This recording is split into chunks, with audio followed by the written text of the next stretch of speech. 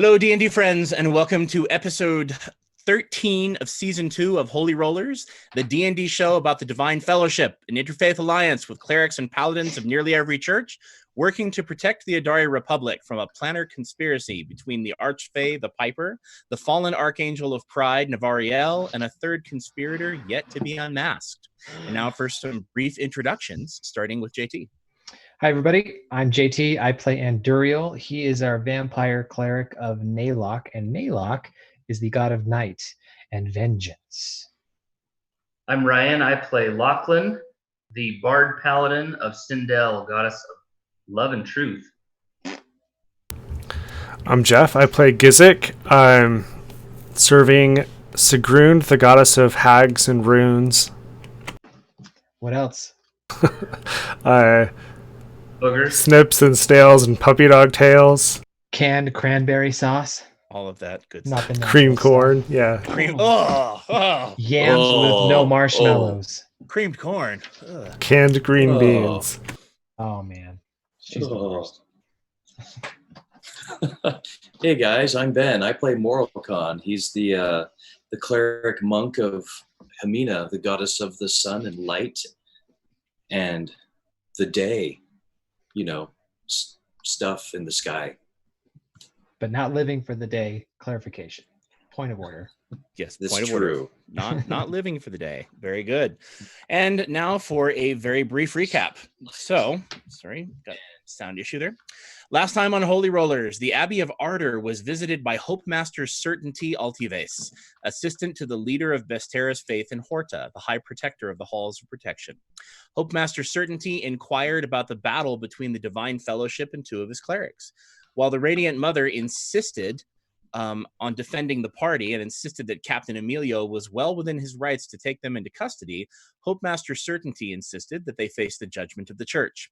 When Anduriel and Lachlan metaphorically spit in Certainty's eye, he warned them that Horta was undergoing a great spiritual awakening and that only the faithful would survive it. He further threatened that he would be back to arrest the party with the authority of Trilord Hanimus Bertrand, ruler over the entire state of Horta in the Republic. After lengthy and laborious deliberation, oh so laborious deliberation, it was decided that the clerics needed allies more than anything, and to that end, they made the decision to seek out Night Lady Devois, Lord of the Coins District, hoping her control of commerce would help provide the support the Divine Fellowship needs to root out the planner conspiracy in the city of Horta. And that is where we will begin from there. So, gentlemen, it is that evening, and according to your plans, you were told that you could find the Night Lord Lady Devois in the Tipsy Chimera, which is an inn that she frequents, that she can be found at apparently most evenings in the Coins District. And so you make your way from the Bulwark District across the Shield District and into the Coins District by way of the Trade Highway. All along the road, you see the buildings and homes decorated with green banners, streamers, fresh green paint, and paper flowers, even as the chill of autumn sets in with a bitter cold, providing a strange contrast. Most folks are off of the street when you find yourself standing in front of a huge inn that could only be the Tipsy Chimera. The inn sports a wooden sign that's swinging in the front of it, in front of the double doors that are maintain the entrance, with a chimera on the sign with a goat, lion, and dragon head drowning in a sea of wine poured by two giant overturned bottles that frame the sign itself. Light pours in from the two windows in the front, as does festive music and the sound of laughter. Sounds like a family-friendly establishment. It sounds very, very festive tonight. Everybody in a good mood, just good sounds, and now even good smells actually coming out from there. And this is nighttime, right? Oh, yes. She's found there in the evening, so that's where you had to go. Okay. So we kind of left her hanging, but I'm gonna ask Gizik to send our witch friend another message, just so that she isn't just left there hanging. Just like, so, hey, you wanna tell our Demora friend that we this place is just insane, and we went to get some help because we can't break her out on our own. Maybe we should wait until we have some information for her. Sending's not... Free. It's not free. It takes Oh, some. It it's takes not. some. You can just do it. No, it takes some time and materials.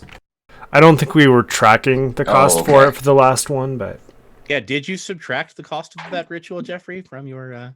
Ryan, would you like to find the cost of that ritual to make sure that we I'm lease sure Jeffrey Jeff did. He's very scrupulous. on this festive... the party holiday has weekend? gold. I really don't, so we'll have to have Ryan track the cost on that. I think.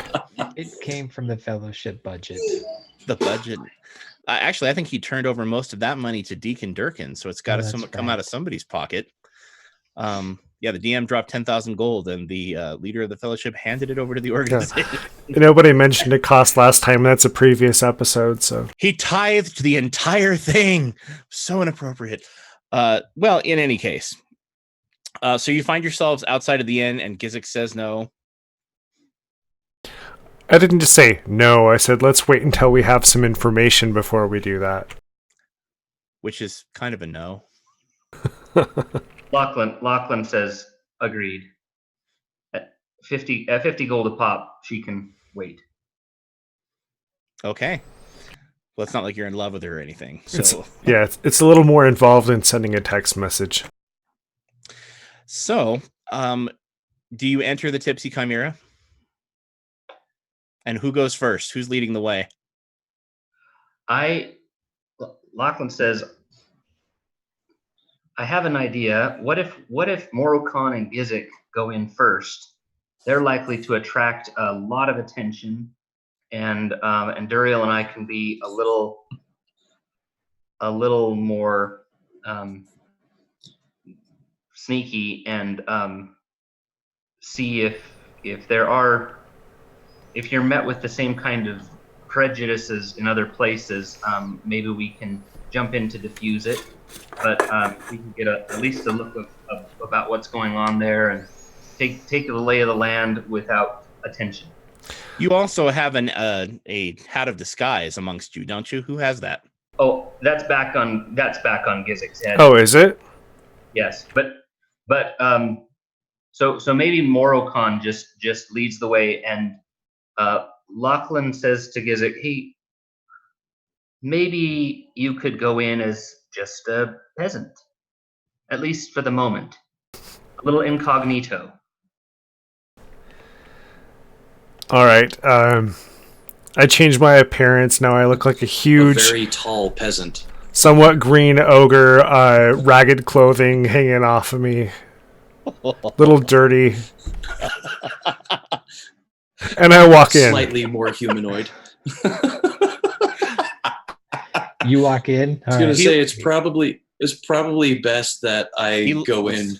That Lachlan turns to Duriel and says, "What a waste of magic." You said look like a peasant. All right, I just slam the door open and stand there filling the doorway. Okay.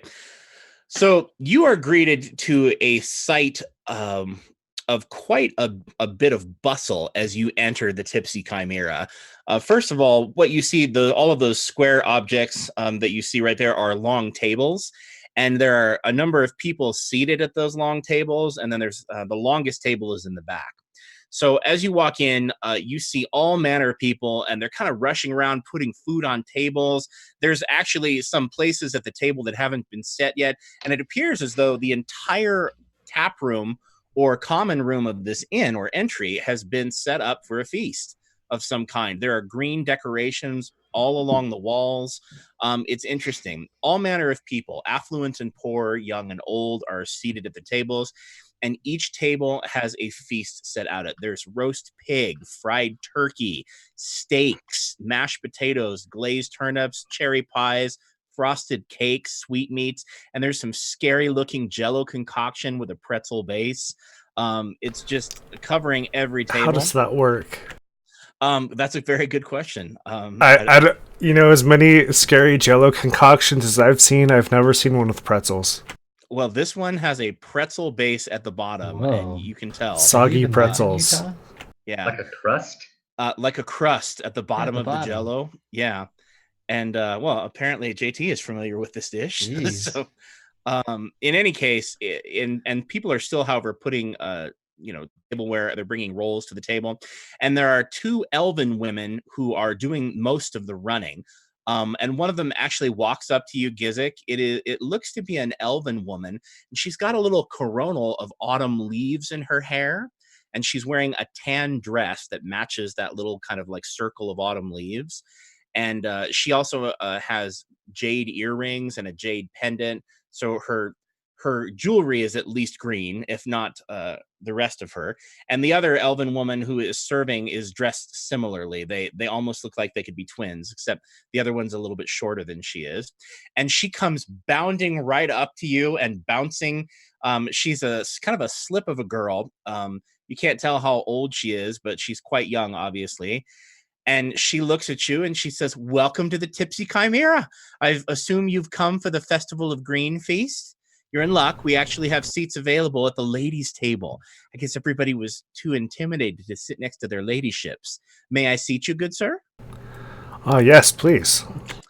All right, so I'm going to butt in and arm. interrupt and be like, yes, let's do this. Okay. All right, so you butt in and she goes, "Oh," and she backs up a little bit. She takes Gizik by one arm and she holds out her other arm for Moral Khan. Oh, I'll take it. Okay. So this place is just hopping, isn't it?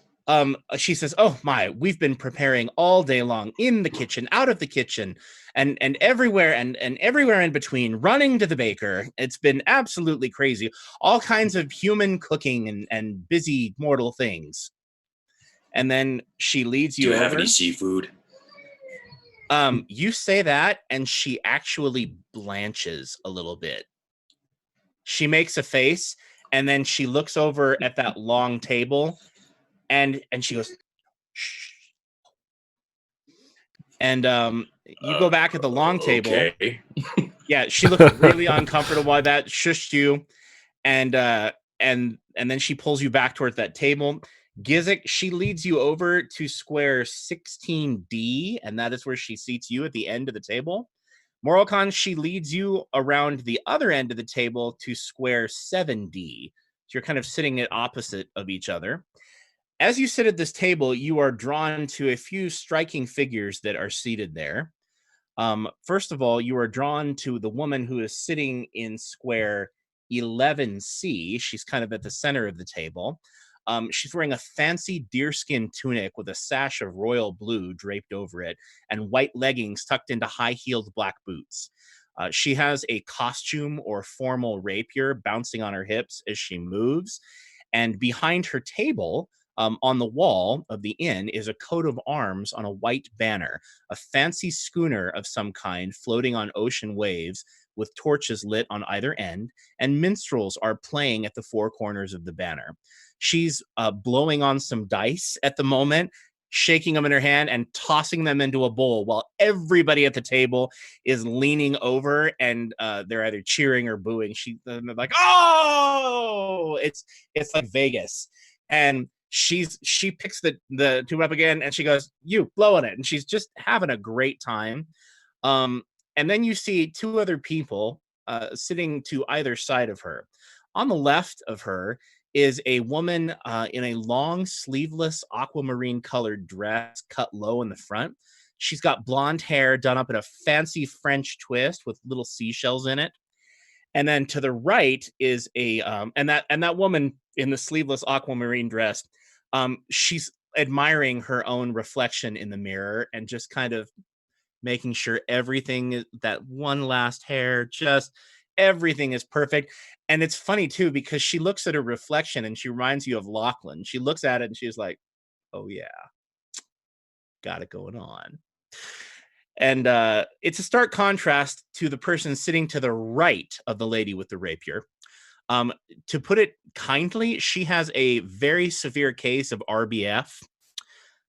Does not look like she wants to be there. She's got her hair pulled back in a brown ponytail with green plants woven through it, so much so that you have a hard time seeing the hair through the plants. It's like proportional. She just shoved. I mean, it's well done, but you're like, that was too much. It's too much. Your head looks like a plant now. And she obviously doesn't seem to care. She herself is wearing a long dark green dress, and she has striking green eyes that match her dress color, and they're the most attractive and hypnotic part about her. But she just is like so bored, and she's playing with her silverware. She's actually like sticking it into the table, etc., and whatnot. Is anyone giving us the stink eye? No one. Everybody's having such a good time, and nobody seems to care. As you are both seated, people kind of nod toward you and smile. You're both seated next to, two older gentlemen, and they both smile at you. On the other side of them is, assume it possibly a wife of some kind. They're chattering back and forth with each other. Are Anduriel and Lachlan still waiting? Oh yeah, there are multiple races all over the place. I just want to go in the room and kind of play the wallflower for a minute. Okay. The other shorter girl with the autumn leaf coronal comes bounding up to you, and she goes, "Welcome to the Tipsy Chimera. I'm assuming you're here for the Festival of Green Feast. You are in luck. I think we have a couple seats left if you don't mind sitting at the ladies' table. I guess everybody was a little bit overwhelmed at sitting next to their ladyships. May I seat you?" Can you tell me about the ladyships? Who are those lovely women over there? She says, "You don't know the Night Lord?" Well, not personally. I hope to make her acquaintance tonight. Well, come in and know her better, man. She's very approachable. Liar. He doesn't say that. Okay, ghost of Christmas present. So, and which one is she? No criticism of the source material will be accepted this evening. Thank you. Particularly that source material. Which is she? What's that? I asked her, which is the Night Lord? All right. She says their ladyships are all seated next to each other in the center of the table. She says, "Come on, let me seat you. The feast is about to begin. I promise she doesn't bite." Well, actually, that may not be true. I've heard some stories. Oh, I bet. Okay. And she says, and I'm sure she won't mind that she's accepting of all different kinds of people, and she tries noticeably not to look at the board. Oh boy. Although she does move to the other side of you and takes your other arm. I think we may know what our next venture is after the coin district. She also plants a little kiss on your cheek and starts dragging you over to the table. Okay. And then she turns around and looks at Anduriel. Is Anduriel in the doorway? Yes? Or is he outside still in the cold? Anduriel's outside. He's waiting. He's going to wait for word from Lachlan as to what's going on. And he's trying to spread out the number of people coming in. Okay. So Lachlan, she drags you over, if you let her, to square 14F.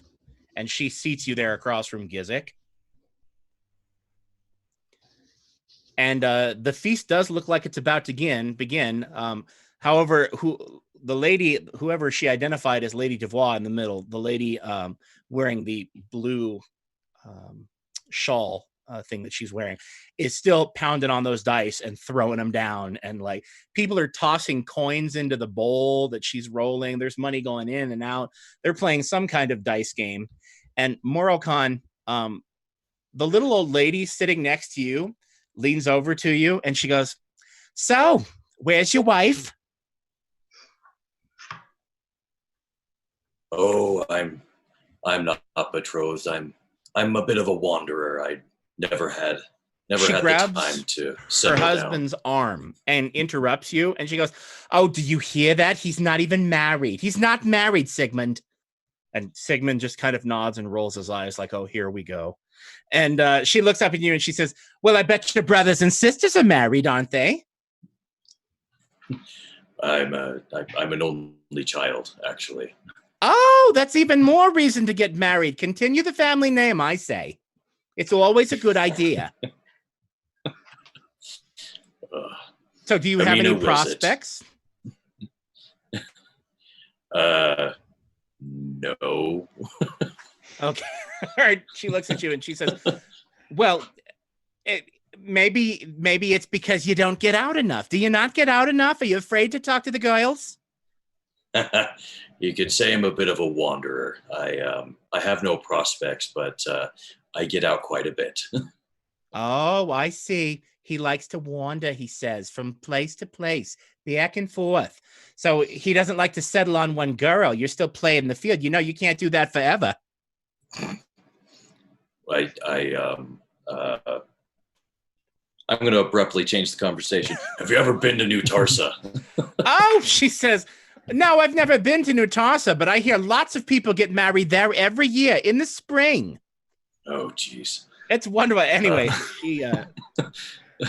she continues on, and no matter what topic you bring up, she tries to bring it back to the fact that she knows a really good matchmaker in the city that she'd be happy to set you up with.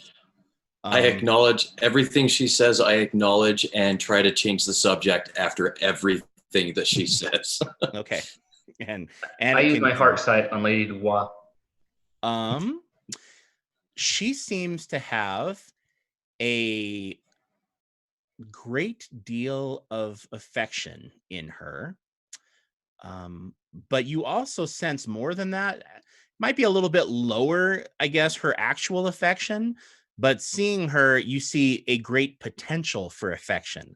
Like she's got a lot of love, but maybe it's not focused yet. And Duriel's gonna communicate with Lachlan through the mind link. Well, Lachlan's seated at the table. You're too far away if you're outside. Too far away. That's right. It's 5 squares. Never mind. Then Anduriel is just going to look for alternate exits and entrances to the building. Okay.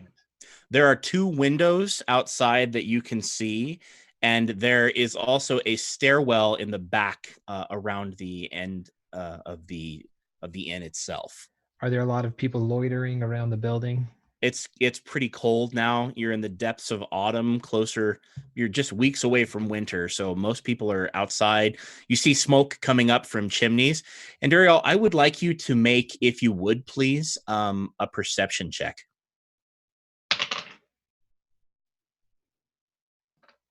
That is a 22. Okay. And Duriel, you've got pretty good senses, being that you are a vampire.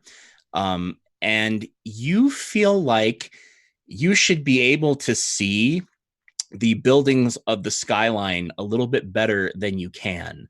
They are a little bit fuzzy, and there's kind of a fog that's rolled in, which isn't odd for this time of year, particularly this close to the coast.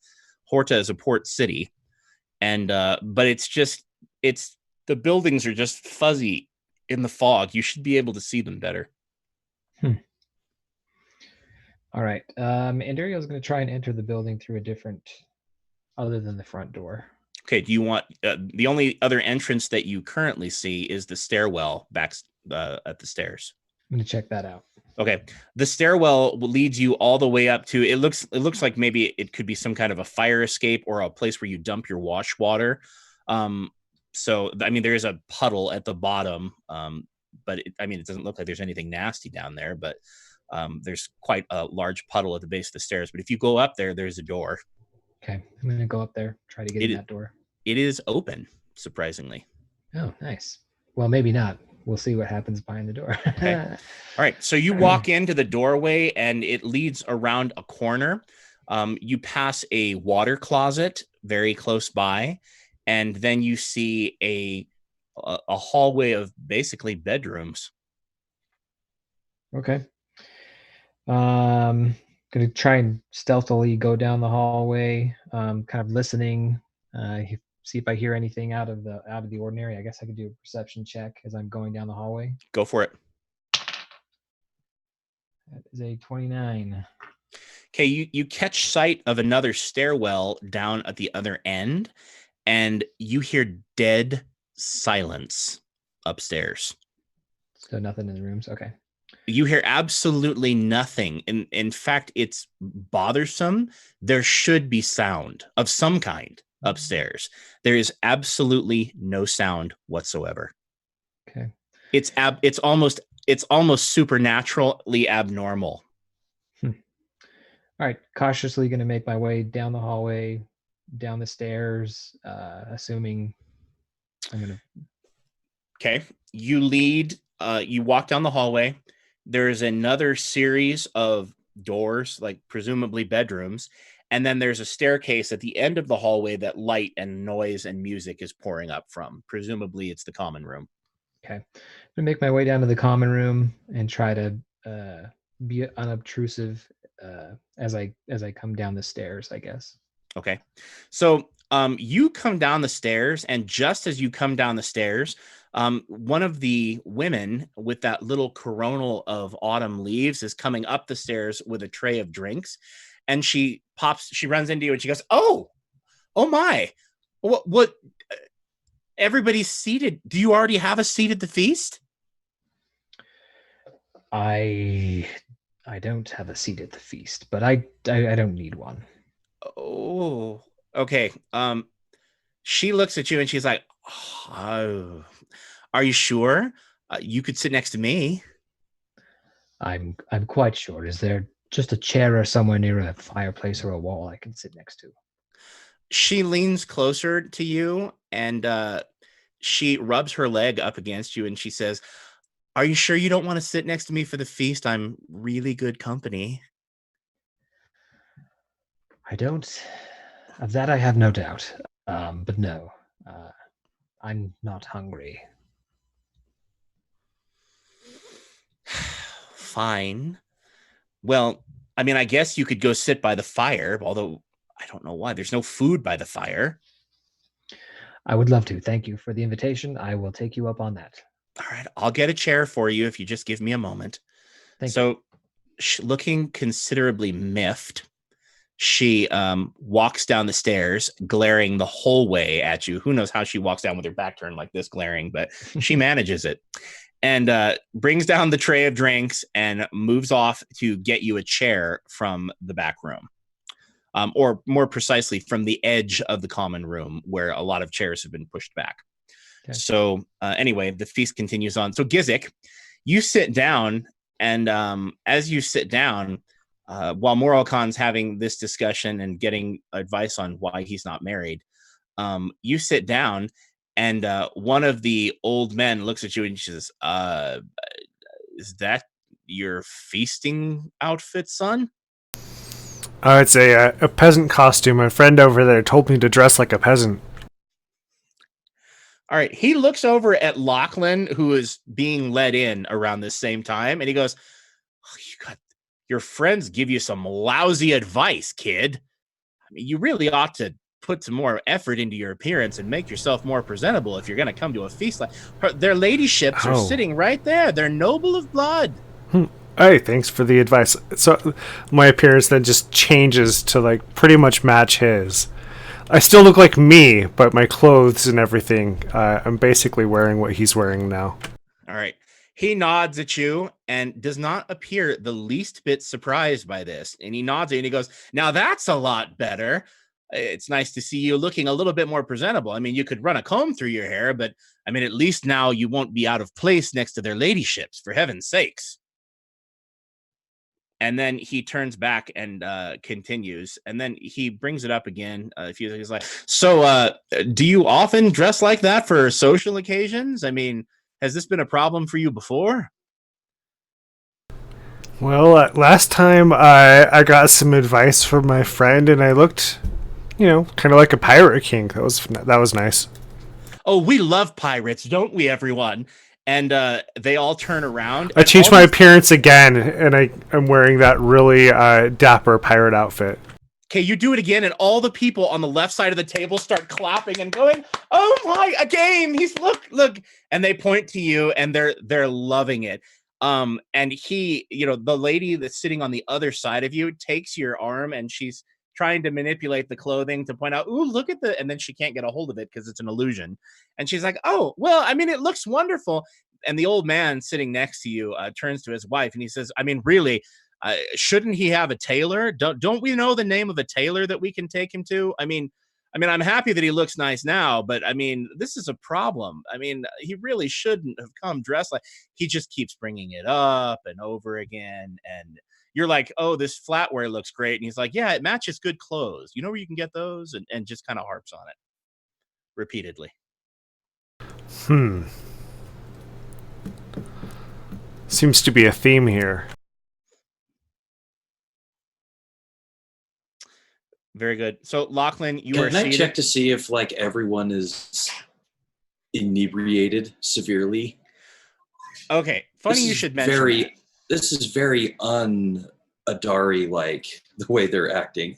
Well, they seem awfully jovial, and there is some odd behavior, but thankfully, just like at most any feast, depending on where you go, there are some inebriated people. The table in the right-hand southern corner, the one that's by the bar, in the back of the inn. So you're looking at right over here, this table that is right next to the bar. There is a drunken bacchanalia going on back there to beat the band. There is wine already flowing. Nobody else has broken into the casks, but if you notice, there is a cask of wine in the corner, in the very corner. That's that barrel in the corner. And people have been fetching and filling pitchers. And there is a gentleman over there who's like, like at everything. He's laughing like that at everything. And there's a lady who every time he laughs, she's laughs. She's like, woo, woo, woo, like it's just back and forth and back and forth. There's wine being spilled on the table. It looks like the drunken brawl table, except everybody's laughing and having a wonderful time.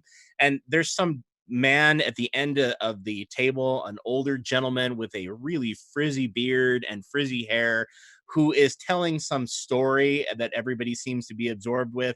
And you get the sense by listening to him that he's told the story many, many times. And maybe every time there's a holiday, he tells the same story.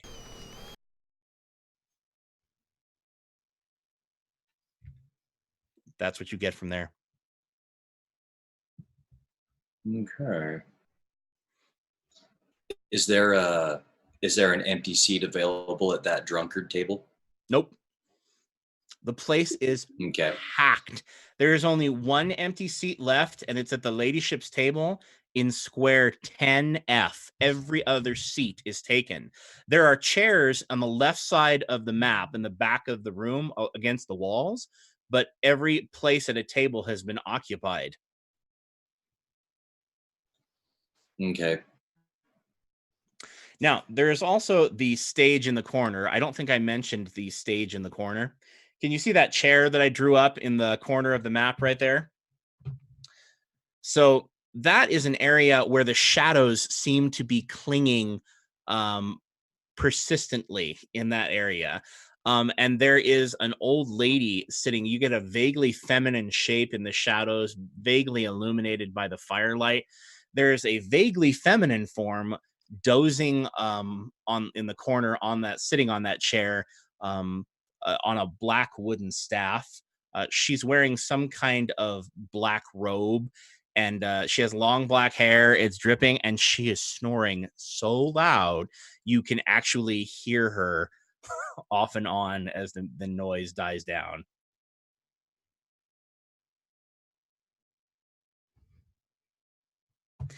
If she was hired to play music, she ain't delivering.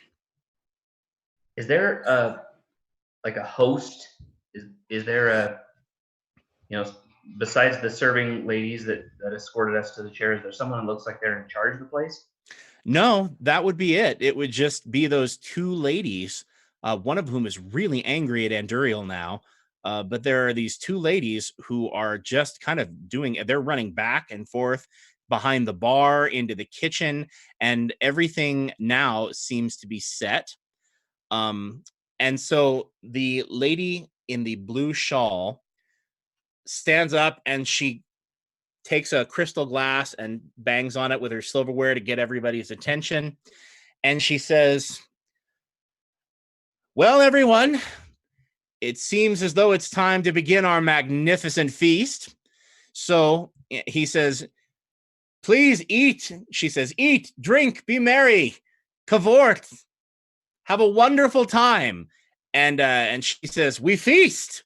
And everybody raises their glass, "We feast."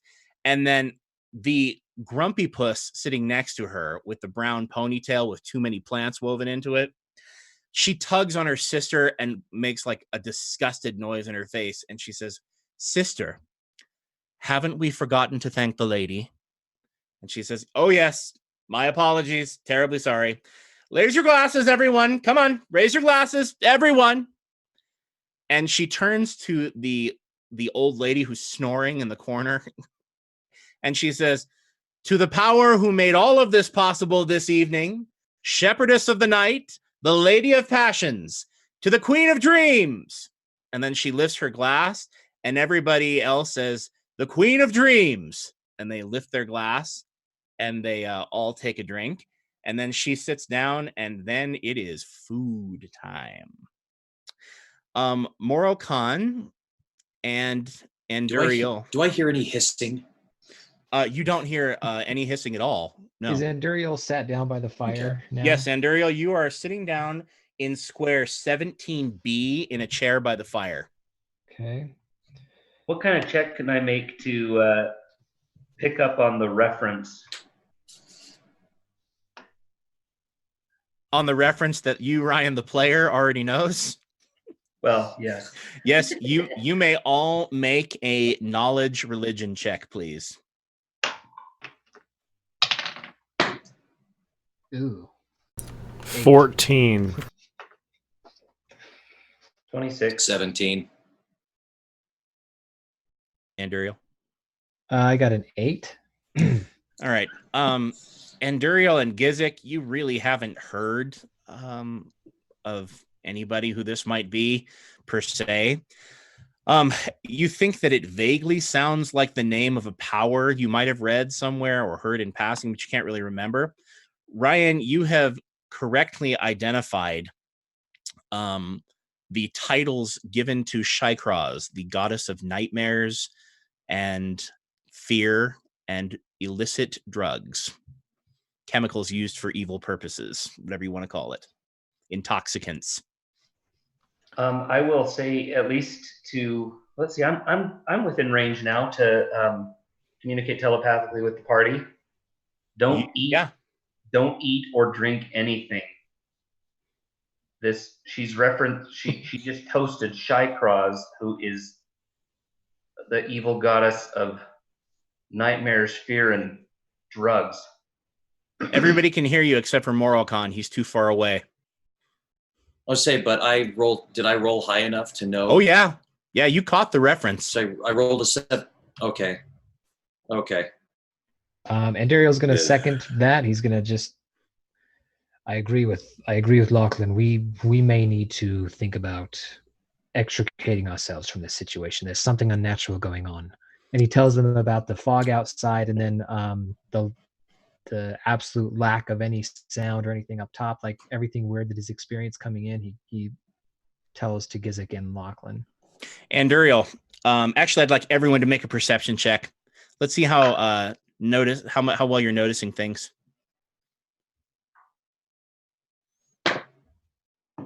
Oh, natural 20.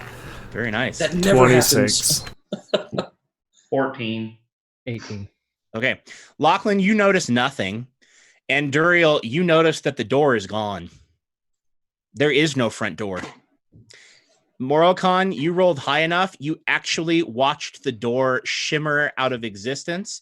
It rippled like a heat illusion, like water evaporating in the sun of Nevada. And the door vanished, and now there's just a wall.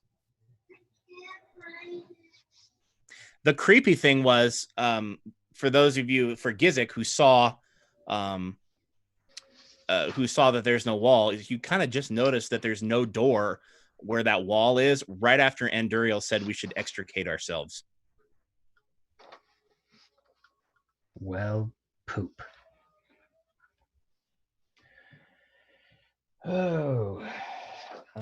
Okay, Anduriel, the waitress comes over to you that you spurned, and she hands you a golden goblet. Pretty fancy cup. It's not got any jewels or anything on it, but it's made out of rather expensive material. She hands you this goblet, and she says, I think you're going to need this. He'll accept the goblet and thank you. Okay, it is filled with warm blood. Now, so he just noticed that. He's like, where did you get this from? She walked away. Like no trace. Like she just walked away, handed it to you. It's warm blood. Like you would swear that this just came out of somebody's jugular or wrist. Can I see her still? I would. Oh yeah, she's walking around making sure that people have what they need. Andrew, I want you to make an insight check. Okay. Oh, that's not bad. That is a 20. Dirty. You feel like there is some kind of a force in your mind that is trying to get you to accept that this is totally normal and forget about where the blood came from, or the fact that it's even weird that she handed you a cup of blood. But you managed to push it out of your mind, and you're more than welcome to follow her. Yeah, he's going to follow her. Excuse me, girl. Oh, now you want to talk to me. Now you want to talk. You just gave me a goblet full of blood? Yes. Yes. And you could at least say thank you and drink it. Where did you get it from? Does that matter? How many other people in this room have you served blood to this evening? Only the ones that want to drink it. Why don't you just sit down at the table and find out why you're here? That's what I'm trying to do right now. I'm trying to figure out where did you get the blood from? You know what? You're being very rude. The ladyships have hosted a wonderful party, and you really ought to sit at their table and enjoy it with them. You might find out there's something here you need. Fine. Where's an open seat? There's only one seat left. It's in 10F. 10F. Okay. Lachlan, while you are sitting down and these other things are going on, the woman that's sitting right in front of the banner looks at you, and the one in the blue shawl, and she says, "So how are you enjoying the party?" Who's the one in the blue shawl? Her ladyship. Oh, that's the one with the formal rapier that was bouncing on her hip before she sat down in a rather fancy chair. How am I enjoying the festivities? That's what she says. Yeah, she says, so how are you enjoying the festivities? I always like a good party. Okay, so you say I like a good party, and the woman who is wearing the long aquamarine dress and looking in the gilded mirror, she looks over and she goes, with that thing on his face, I'm surprised he can enjoy anything. And there's some chuckling at the table, and her ladyship in the blue shawl says, now, sister, that was discourteous. They're guests here, for heaven's sake. What would father say? Oh. And then she just rolls her eyes and goes back looking at herself. And the sister next to her on the other side with the ponytail just grunts. And she goes, can we get on with this already? I say, so, Lady Dubois, I understand you're the Night Lord of this district? My dear, I am no more your Lady Dubois than you are really here. And then she takes a long drink of something.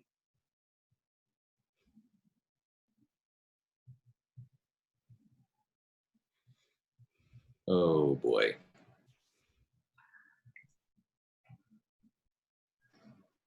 Okay, well, let's make an insight check on that one. What the heck is she talking about? Let's see. That's a 22.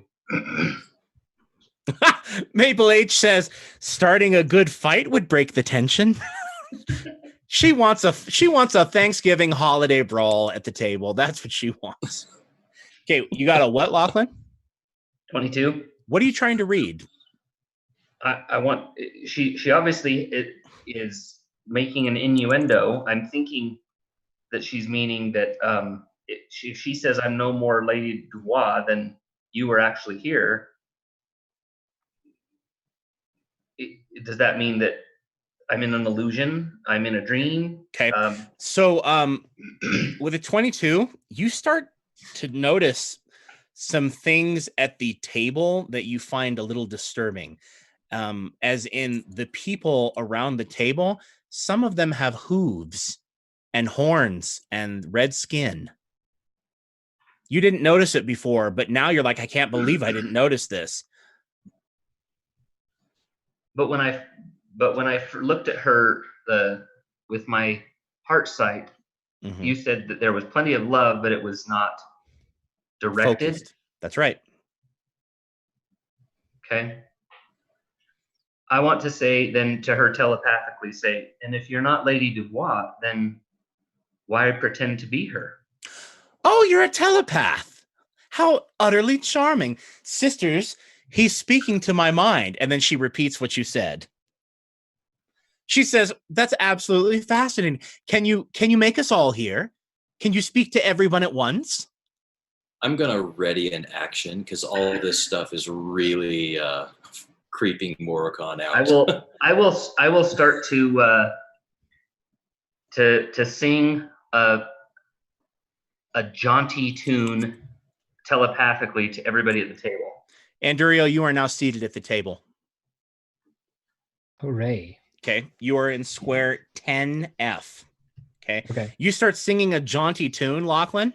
Yeah. I want to sing because this place is called the Tipsy Chimera. The Tipsy Chimera. So I want to sing a song that has the term tipsy in it. You're singing the song telepathically? Uh-huh. Okay, so you start singing telepathically and everyone looks just delighted, and then there's clapping. They start clapping in rhythm to your song, and then the people in the back table try clapping too, even though they're out of the range of your telepathy, but they're out of cadence with everybody who's clapping, and they think that's even more hilarious, and they start laughing all over again. They're so when I finish a verse, I say then just to the fake Lady Dubois or whatever she is, and say, that answers your question, but you didn't answer mine. If you're not Lady Dubois, then who are you and who do you pretend to be? And are all of these patrons devils or fae of some kind? She says, oh, little of that, little of this, little made up, little not even real. And she says, so you finish the song, and she says, oh, that was absolutely lovely. And Duriel, you sit down, and the woman with the sleeveless aquamarine dress with her blonde hair done up in the French twist, she puts down the mirror as you sit down and looks at you, and she goes, well, hello, beautiful. Good evening. And she, the lady, her sister, who was pretending to be Lady Dubois, apparently, she says, but this one sings, sister. I think I might like him the best. And her sister with the aquamarine dress says, oh, but that wart. I mean, hard to get past that, sister. And she says, yes, but such things can be overlooked. I mean, look at the perks that come with that one. And then her sister says, well, you haven't even looked at the Dragonborn yet. And she says, well, that is true. He is quite strapping, but I don't know. I somehow get the feeling he's not as talented as this one. And indicating Lachlan. Who? And then she says, and then, of course, there's always the ogre. And then all three of them burst into laughter. Even the one with the ponytail like snickers a little bit. Hers is more nasty and mocking, but they're like, like just all giggling. Excuse me, but you seem to have some familiarity with us. Have we threatened you before? Oh, my darling, you are no threat to us. Please believe me. And she started, gaffing. And she says, well, first of all, if you were to meet us, say in our home, you would be at a distinct disadvantage, whether our beloved father was present or not. Why, I don't think even the four of you could challenge my dear sister Agrandi here. And she points to the one in the brown ponytail. Although I'm sensing that she's raring for a fight. Not today, sister. Unfortunately, you shall not be indulged. She just kind of... Who's your father? And she says, oh, our Lord Father. He's a musician, just like you. The piper?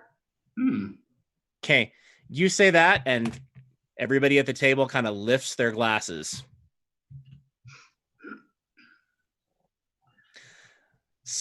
Maple H says Sabella is offended somewhere in the distance when someone says Morocon isn't as talented.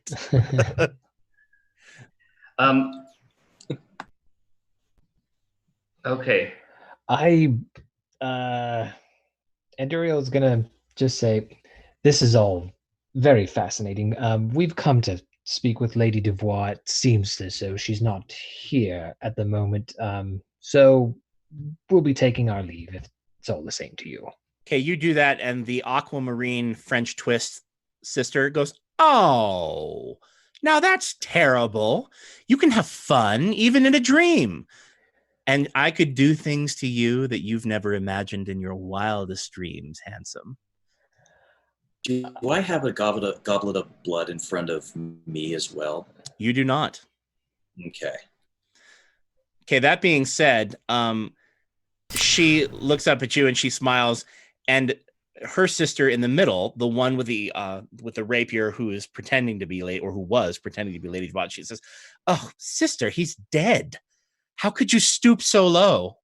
And she goes, well, variety is the spice of life, sister. Ugh, but he's dead. I mean, his organs are probably rotting inside of his shell. Ugh. So I look across and say, so why would the daughters of the piper be toasting Shykraz? Isn't that the question of the day? Unfortunately, I don't think you're going to live to find out. Most likely, all four of you are going to be found dead in your beds. It's really rather unfortunate. And then the other one looks at Anduriel, goes, particularly in his case. What a waste. And then she says, then again, should you prevail here this evening, there is the possibility that we could offer you something more. You see, we know more or less what you want, assuming you want your dreary little republic, your little land to be left alone. And I just don't see that happening without you going through my father.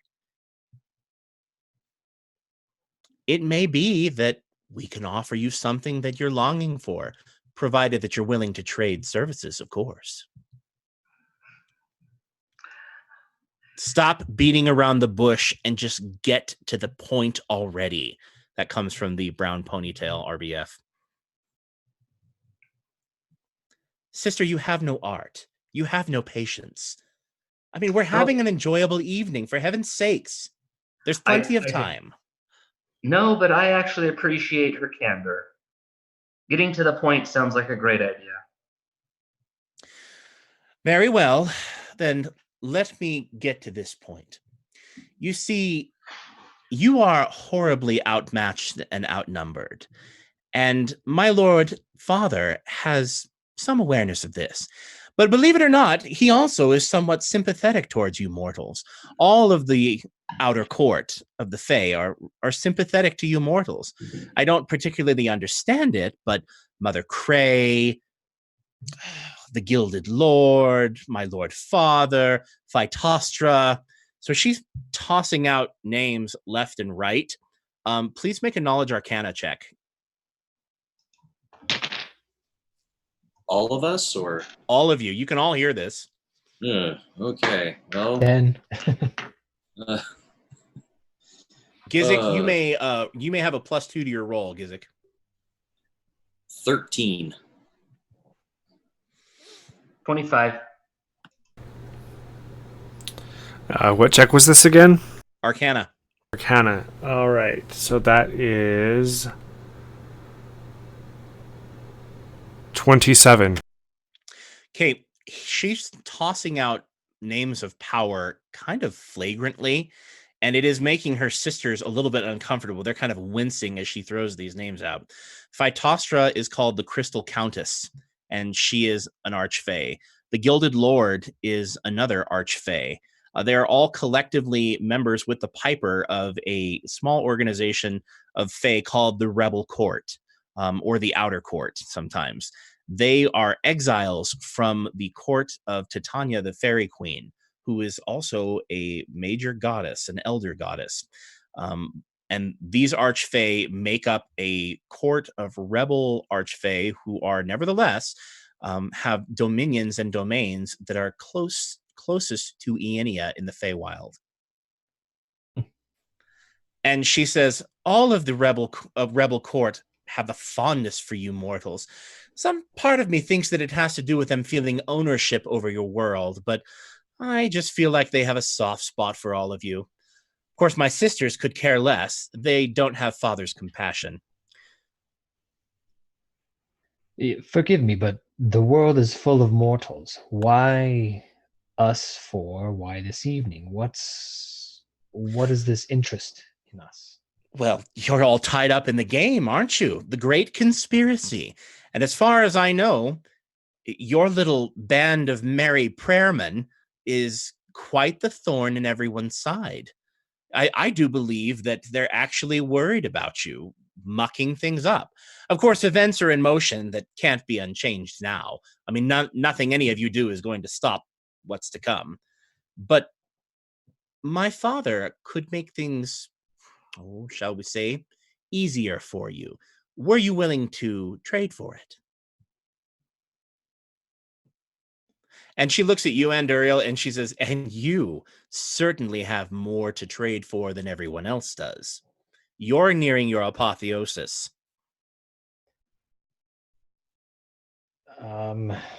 Thus far, you may know I've made a deal with your father already, and it hasn't really worked out for me or for the group. I very nearly ate them on multiple occasions. So okay, you do that, and there's giggling like at the table from all kinds of people, and from the three sisters as well. So you'll forgive me if I'm dubious of an offer from your father for these three here. Well, personally, I don't see why you don't just finish the transformation and join us. I mean, granted, you'll probably lose your looks, but you'll have ever so much more fun. I fear I might lose myself more than my looks. At any rate, can't make an omelet.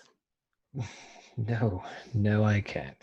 How might we undo this pact that my friend here has made with your father? Well, you see, you'd have to bargain with my father. As I understand it, he has agreed to play a certain devastating song. And at the appropriate time, my father will appear in your city, he'll play his song, and everyone will begin to dance to his tune. As far as I know, he can't get out of that bargain. Once a bargain is struck, a bargain is struck. But there may be a way, or he may be willing to counteract that song or provide you with the means to do so. Of course, you're going to have to meet with him, and I can get that for you. You see, if you don't go through me, then really I don't see that you have much chance of even getting to my father alive. you'll never make it out to his revelry barge. But I can get you there, intact.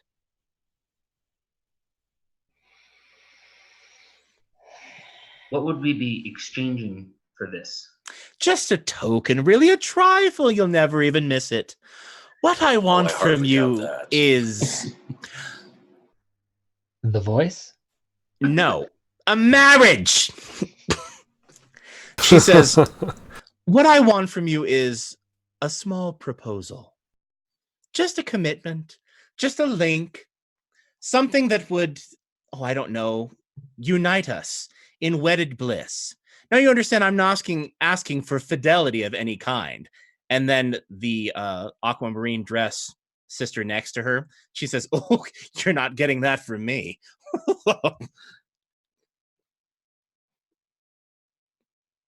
I mean, what does that cost you?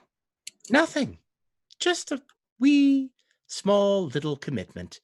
Rings exchanged, a kiss to seal the deal. And then, of course, I'll make it possible for you to get to my father when the opportunity presents itself. You won't get to him alive, not without us. What does this wedding give you? What's in it for you? Oh, I don't think we need to go into the details, do we? I'm not asking you to do anything. I will have absolutely no further commitment required from any of you at all. Just to I take. disagree. You're asking quite a bit, I would dare say. Oh, I just want to take your name. There's no harm in that. What's in a name? Oh, my name means a whole lot to me. Well, what about you? She turns to Gizik and she says, surely you can see there's nothing involved in a little ceremony, a little sympathy, a little exchanging of vows. I don't even care if you keep your fidelity. I mean, honestly. And then Maple H goes 50% alimony. Oh, Lou, we love you. You know, I am the rings, whatever, but you're saying there's no harm in giving my name? I feel like it's quite a risk to give my name to the Fae. Gizik, make an Arcana check, please, if you would. Only Gizik.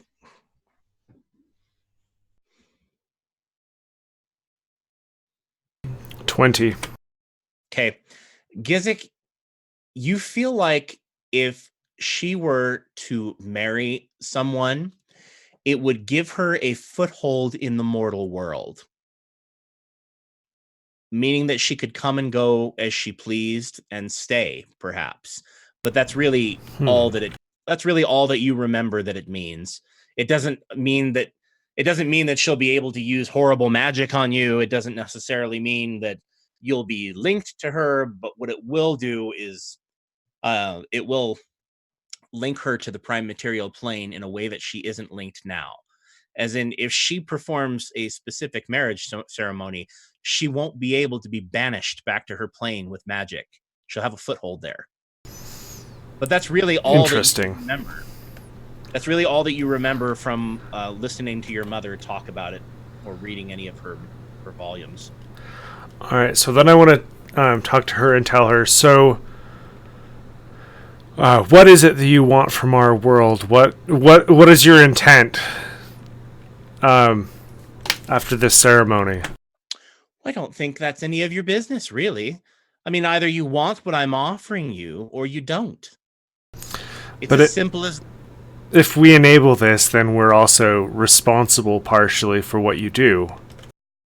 Well, I suppose that's the case, but it isn't as though I'm going on some murder spree. And she looks over at her sister with the ponytail. Like the Piper did? Oh, my father doesn't murder people per se. I mean, that's so gauche. It's so beneath him. Oh, but his red caps definitely did murder plenty of people. Well, you can't hold the Night Lord responsible for the action of every single knight, then everything he does. That just wouldn't make any sense. For heaven's sakes, aren't you responsible for your own choices? I'm getting tired of this. I don't even think you're going to live through the rest of the evening anyway. However, I can promise you this much. If you don't agree to the arrangement and agree with me here right now, you're never going to bring your friend here within distance of my father to even be able to get out of the pact that he's made. What if it's me? Is that true? Like, Is what I guess true? what she's saying. Do I pick up any deceit? You can make an insight check. Natural 20, baby. Okay. She is not lying. She is 100% being honest with you right now.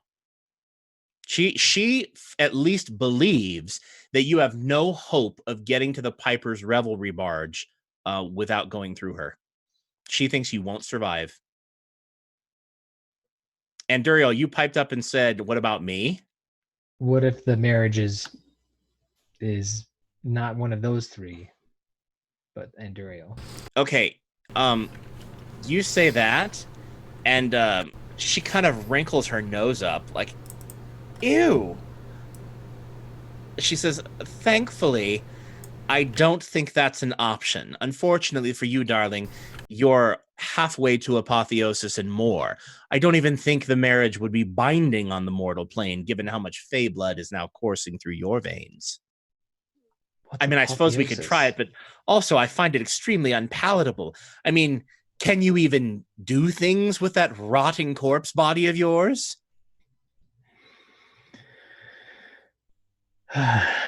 What's apotheosis? Well, you're transforming, darling.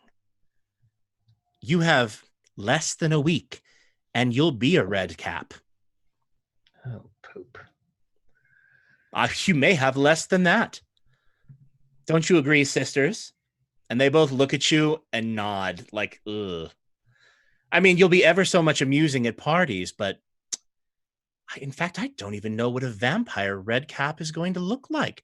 How will your two curses commingle once the transformation is complete? I have no idea. However, my father can either remove it or he can stabilize your curses, both of them. I think he has the power to remove both of your curses as well. But you won't get near him without me. Okay, her sister with the ponytail stands up and goes, "Enough!" And she pounds her hand on the table. "You've had your fun, sister.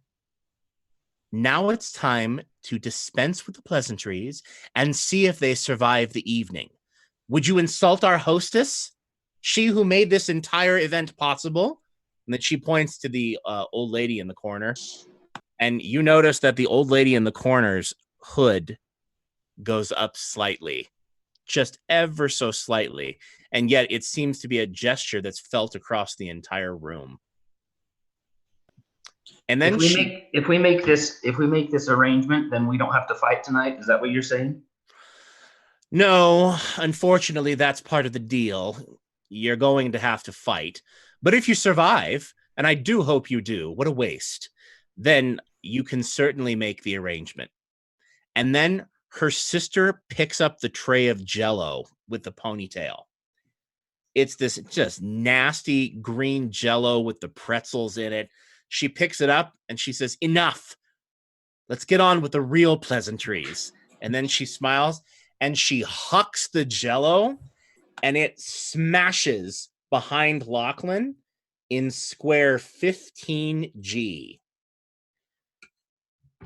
The Jell-O begins writhing on the floor and like going, it starts bubbling and rising, and it moves up into a enormous shape that is a large creature taking up all four of those squares.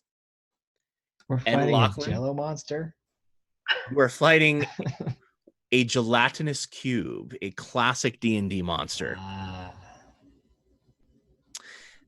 And what did Jell-O ever do to you, Matt? I don't know. I guess that's a question for that. We'll save that for consider this. Okay. He's torturing the poor Jell-O with those pretzels. Oh, there are pretzels all throughout the Jell-O too. If you get hit by that, you're going to get hit by pretzel and Jell-O. And who knows what else is. There's other stuff floating around in there that doesn't look palatable. All things that should not be in Jello. All things that shouldn't be in Jello are floating in that Jello that you can imagine. And now it is initiative, my friends. The Jello gets itself a lovely 21. 23. Ooh. Lachlan gets a 23. Nice. You can put some whipped cream on top. Here we go. 22. Morocon, 22. 14. Rounding out the end as usual, Gizik with a 14. 17. And Duriel gets himself a lovely 17. All righty. Ooh.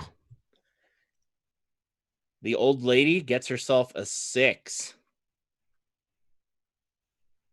And this is that lady that's sitting in the corner, right? Not Yep. not that Brooklyn lady that was trying to talk to me into Getting marrying married? someone. Right. No, but she is sitting next to you and clapping quite uproariously. Is anyone else like getting into the fray? Like anyone else in the tavern at all, or? Why, yes, they are. The serving girls also are heading towards you menacingly. Of course they are. All right, Lachlan, my friend. Never trust an elf. Where is that cube? Like which 4 squares exactly? It is occupying rows 15 and 14 and occupying G and H. Oh, so like right up on me. It is all up in your grill and blurring. And Maple Rose goes, food fight!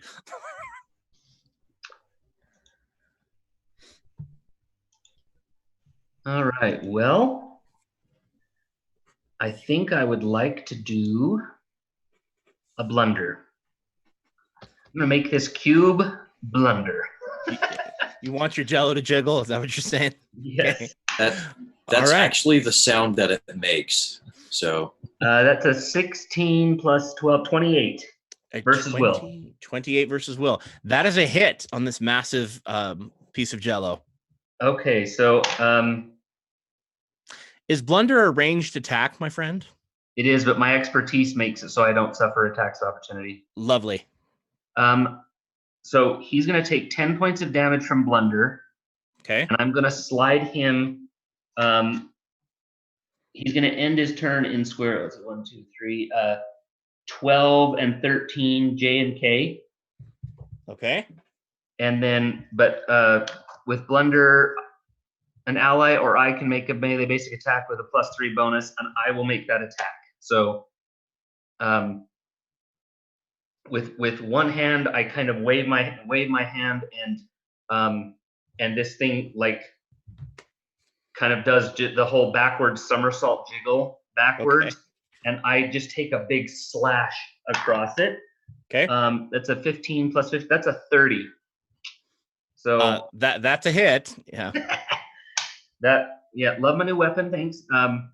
That would be 16 points of radiant damage. Okay. And then with a minor action, I am going to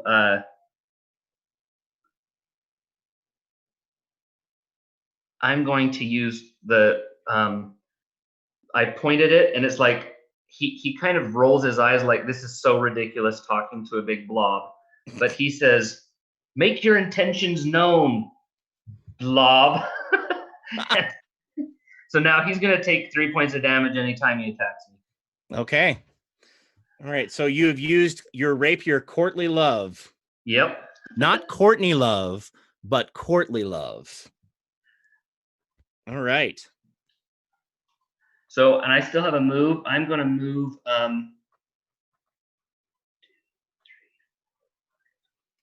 to square C19. All righty. You're going to move to square C19. Right by the barrels of wine across from them? Yeah.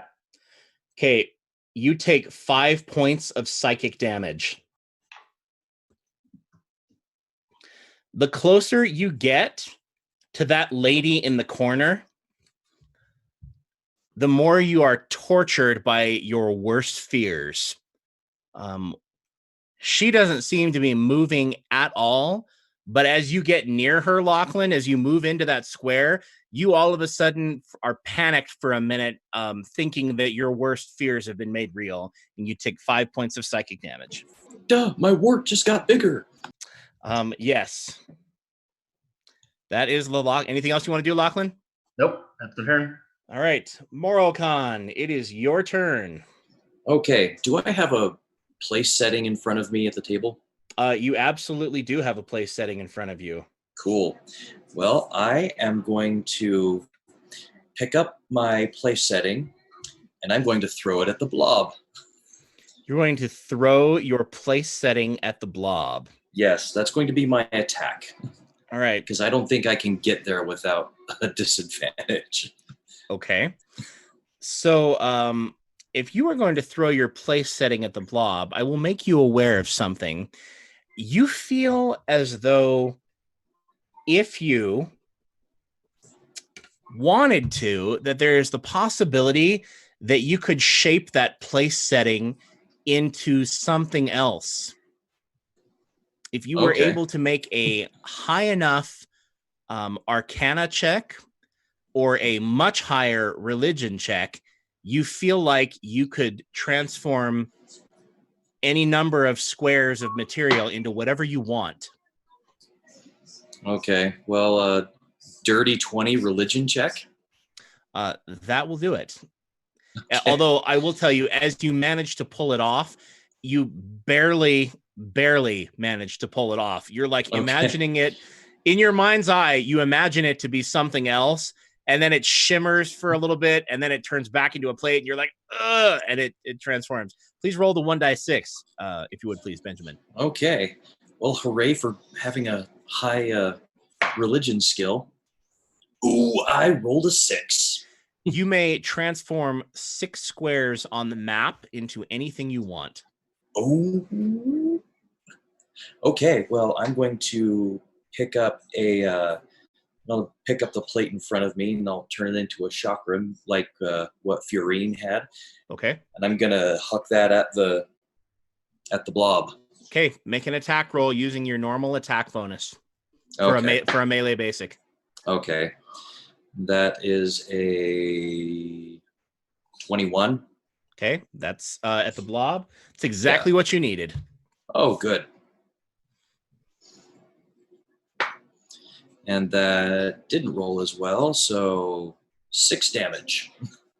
For the chakra? Yeah. Well, that's what I rolled.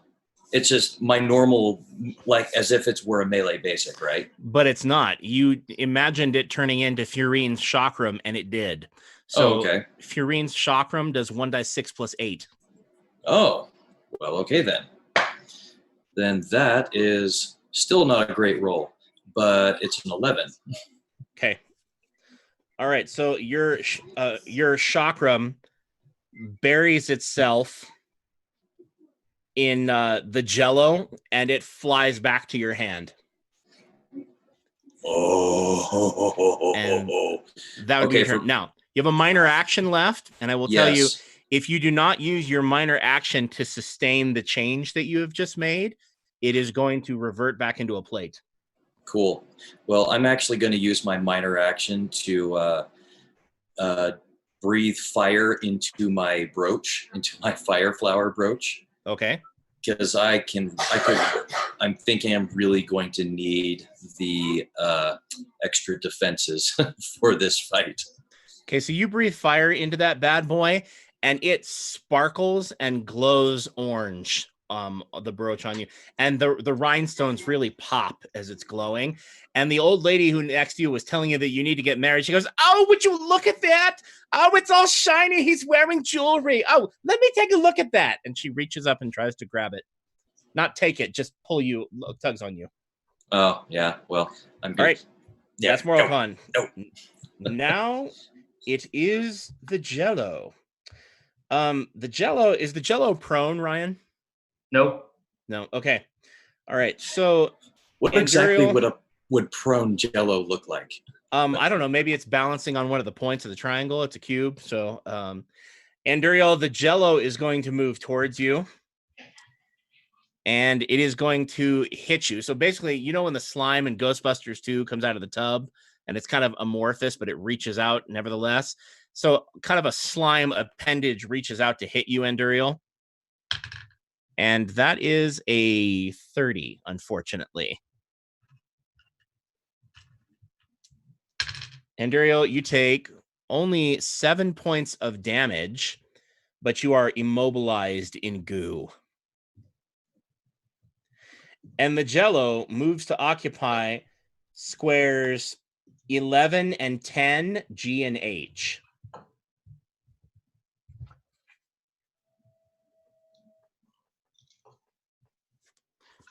And that is the Jello's turn. Enduriel, what is your dexterity, my friend? I have a +3. Your modifier is +3? Yeah. I was just looking for the score, but is it 16 then? 17? 17, sorry, 17. All right. Unfortunately for you, the elven women have higher dexterities, and so they're going to take their turn. So the first of the elven women, Willow, she is going to come up from square J6, and she's going to move over to square J9. And Enduriel, Willow is the one that you spurned. And she's kind of mad. J9, she's on the table. Excuse me, F9. She's in F9. She comes up right next to you, and she lifts up her hand, and she takes her robe, and she pulls back on her dress, kind of revealing more of her form, and it is of unearthly beauty. It's called Dark Revelation, and she is trying to stun you with her beauty. And unfortunately, that is also a 30 versus your will, which I'm assuming hits your will. Yes, it hits my will. Enduriel, you take 9 points of psychic damage, and you are stunned. Save ends. Isaac, do the same attack. Unfortunately, there's another one. Lachlan, the other one comes up to you. Her name is Amber. And Amber is going to... What is she going to do to you? She's going to use Whisper Game on you, Lachlan. What is your will? Does a 18 hit your will, Lachlan? I have a 21. Okay. Amber is in square 18J, right in front of the other table. And Lachlan, she looks at you, cups her hands up, and she starts whispering at you. And you can feel her voice kind of approaching your mind, but you raise up your mental shield and you are able to easily keep her out. And that is her turn. And Duriel, unfortunately, it is your turn, but you are stunned and you are immobilized. And so there's not much that you can do but make a save to remove the stunning at the end of your turn. For my turn, I'd like to twitch. Yeah, for your turn, you would like to look at Willow and go, like. Okay, so but really, what I can do is just roll the save because I can't. Because you can't do anything while you're stunned. Yeah. Unless, Andriel, do you have a magic item that lets you remove stunning or mental control of some kind? Well, yes, but it ends domination. So it's not, and this isn't domination, unfortunately. No, so it's more of a so it's not a stun thing. Well, dang it. Dang nabbit. Make your save, my friend. So I'm gonna try to save.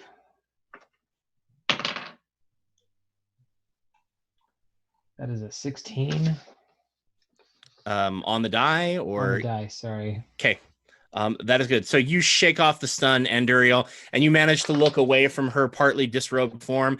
And that is when you become aware of the fact that she is not an elf, she is a nymph. Nymphs are very famous for having that power of stunning mortals with their beauty. And she just turned that on you. Hmm. And so now you know that you are fighting nymphs, not elves, which makes them decidedly more dangerous. Well, great. So that was Andariel. Gizik, my friend, it is your turnic. All right, I'll try to bewitch Willow. Okay. 13 versus Will. Unfortunately, her will is much higher. Yep. You could also use your move action to try to manipulate the matter in front of you if you chose to.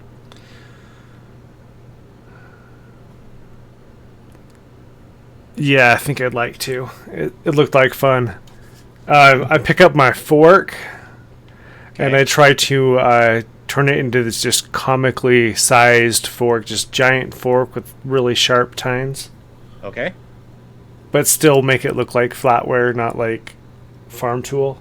Okay, you will need either a 20 religion or a 15 arcana, whichever skill you choose to use. 27 arcana. Okay. Roll the 1d6, please. 3. Okay, you may change 3 squares of material. Do they have to be close to me? They within 5 squares of you.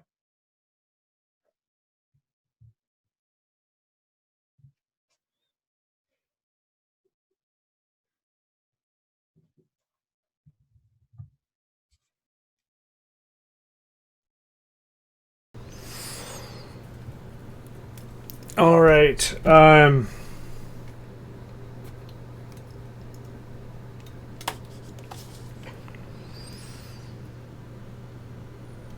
think I just want to change the fork. Okay. Make a fork. I'm not sure what else. I mean, I guess I could probably change quite a bit more than that, though, couldn't I? You can change 3 squares, so you can change. You can make a square-sized fork spear if you would like. It's entirely up to you. I want to be able to throw it still.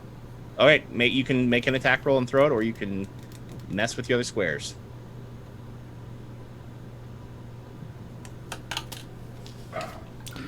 Yeah, I'll just throw it at the Jello. Okay. Make a melee basic attack, please. 11. Okay, roll the 1d10 and add your wisdom modifier. All right, that's a 10. Okay. So 10 points of damage and an enormous fork the size of a spear is now sticking out of the side of this nasty green jello concoction. And that would be Gizik's turn. We just need somebody really big to go grab the fork, pull a chunk of the slime out, and eat it. Okay. I will not be volunteering for that. All right. So now it is the old lady's turn in the corner. She lifts up her staff, and as she does so, a kind of a shockwave goes out that kind of just slightly exerts a physical force, like the wind almost, in every area of this room. It is almost as though as she lifts her staff, the whole room moves or reacts in response. And then she brings it down and just taps it lightly into the floor. And on that table in the center, in square 15M, materializes a young woman with starkly fire red hair and pale skin, wearing a black robe and carrying a shepherd's staff like a crook staff. And she doesn't look like she's very aware. And then she just nods at the lady in the corner. And then she turns to Lachlan. And what does she want to do to you, Lachlan?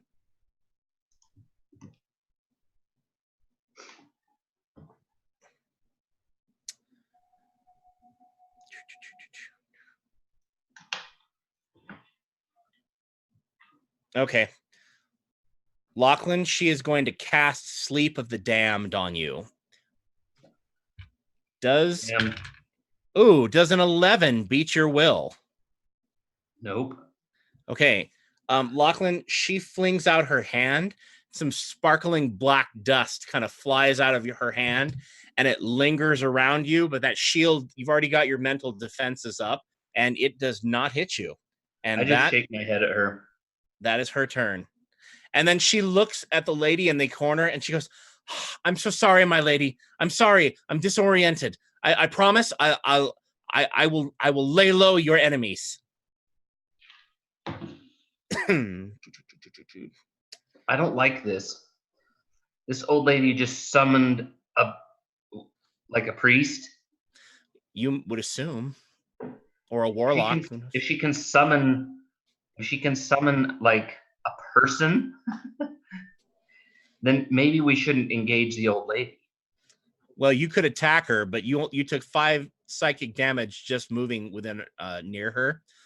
I'm going to recommend that you maybe avoid that, but it's your game. I mean, you can do whatever you want. And that's her. Back over to the top. Lachlan, it's your turn. Okay. I don't like this old lady. All she did was summon a cleric. Jeez. None of our party has anything crappy on them, right? Well, Anduriel was stunned and lost his turn. I have Jello and a spurned nymph on me, but other than that, nope, nobody's good. Anduriel is immobilized. Is that a save thing? Yeah, Anduriel, you need to make a save versus that also. My bad. Oh. It's like I saved against something last time. Just roll the 1d20, and whatever you get, you get. 15. Okay, you shake off the goo. Okay. Never mind. He's not immobilized. He's just cranky at having lost his entire attack action, and rightly so. Well, let's give him a turn. I'm gonna start by singing in my best Bill Cosby voice the Jello song. Oh. like the That's J. Not racist. Okay. You gave me a look like I was being racist. Bill Cosby was the Jello guy. I was afraid you were going to sing some song about children. Sorry, or Quaaludes. I don't know. Whatever. No. Moving on. Okay. No, I sing a song like about marmalade and jam and JELLO. Yeah, I got you. Okay. Right to inspire Anduriel that he need not fear this blob of Jello. Who says you shouldn't have instant pudding? And then I'm going to, with my standard action, use staggering note on yonder Jello. The Jello's will. The Jello's will. Let's roll it up. 18. Crud. I dropped my die. Here we go. That's 17 before modifiers, so that'll be a hit. Okay. 8 thunder damage, and he is going to be pushed 3 into square 7 and 8, G and H. And as he is shoved past Anduriel, Anduriel gets to make a nice melee basic against Jello. Which squares did you push it into? 7, 8, G, and H. Okay. Oh. I rolled a 2, so the Jello is going to slide on by. Oh, no. Okay. Swing and a miss. Jeez. Swing and a miss at the poor Jello. Okay. And that is Lachlan's turn. All done? I got a move action. I think I'll move away from the old lady.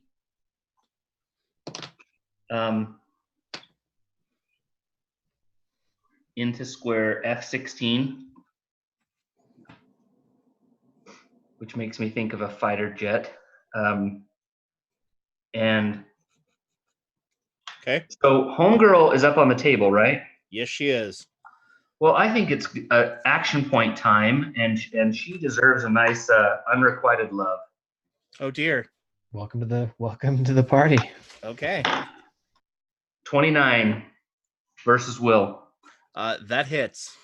So she is just going to be yanked 5 squares closer to me, knocked prone, and vulnerable 5 all till the end of my next turn. I must spend her next standard action begging my forgiveness and confessing her undying love. So he looks up at her and says,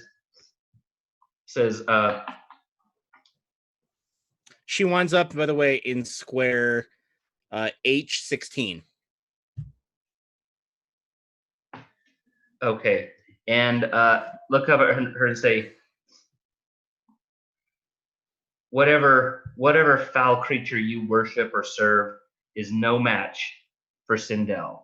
Lady Trueheart, shatter her heart on the altar of your scorn. Right? She shrieks and wails and goes, "Ah!" and goes running off the table and falls down to her knees before you, kind of like Flashdance, like throws her arms back. It's really, she's kind of, you're used to this power evoking a strong emotional reaction, but you get the impression from her that she's just an emotional person overall. She's almost like going with it, like it's a role in theater or something like that. And she falls before you and begins, you think she's ready, she might even be ready to break into a power ballad. You're not sure. Good. All right, that is Lachlan's turn. Moral Con. All right. I'm going to shuffle on over to F8. And okay, Moral Con, you take an attack of opportunity from the Jello. I've moved up to the Jello. I'm not, unless you're going over the table, you're moving through square 7F, which is threatened by the Jello. Is that where he was? I thought it was G and H. He's G and H, 7 and 8, right, Ryan? Yeah. Okay, well then I'll scurry over the top of the table. Okay, well he missed anyway. He swung and he missed. Okay. And Duriel, are you up? Did you save? Yes, sir. Okay, cool. He is no longer immobilized or stunned. All right, well, let's do this good old 5 storms action we got going on.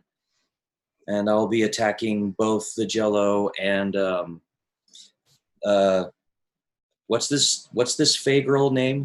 Willow? Willow. That's Willow. Willow. Autumn is over there giving Lachlan her attention. Amber, excuse me. Okay. All right, so that's going to be a 19 against reflex. And that is exactly what you needed. Awesome. Do I roll for both the Jello and for her, or you roll 2 separate attacks? Okay. And that's not as good. That is a 16 against reflex against the Jello. That's a miss, unfortunately. Oh, bummer. Okay, well. It's really spry Jello. It's like, you go to punch the Jello and punch her, and the Jello goes and opens up a hole. You're like, Okay, Blobby. So that is. So that's 11 damage against Willow here. Oh no, it's not. I'm sorry, Stone Fist. That is a. I said 11, right? You did. 17. Poor Willow. All she did was come over and try to show Anduriel a good time. That's not. That'll show her. Okay. All right, Moral Con. So you come over, and she's like shining with this glorious Fey energy, and Anduriel's like, you come over, and she's like, oh, like that. And then the camera shakes. It's crazy. And then you swing for the Jello, and like the hole opens up and closes again. Jello doesn't want to get hit. And she looks up at you, and she goes, "You filthy draconic brute!" And her sister hisses at you from across the hallway. And that is Moral Con. Oh, there's the hissing again. Yep, there is the hissing. All right, now it's Jello's turn. Moral Con, I think the Jello doesn't like you for doing that, and it's going to try to hit you. And that is a 20 versus your fortitude. My fortitude's 20. Oh, crapper. Okay, well, that's 7. It's only 10 points of damage, but you are immobilized, Moral Con, as it hits you with goo, and the goo kind of just sticks all over you and sticks you to the ground. And Ooh. that is the goo's turn. And now, Anduriel, it is Willow's turn. Willow has no desire to be stuck there between the two of you. Let's see if she recharges her Dark Revelation. She does not recharge it. So, Anduriel, she is going to hit you with Oaken Strength. What is your... Does a 27 hit your AC, Anduriel? Yep. Okay. She hardens her fist into a tree branch and does 16 points of damage. Ooh. All right. And Anduriel, she pushes you back 1 square into 11F.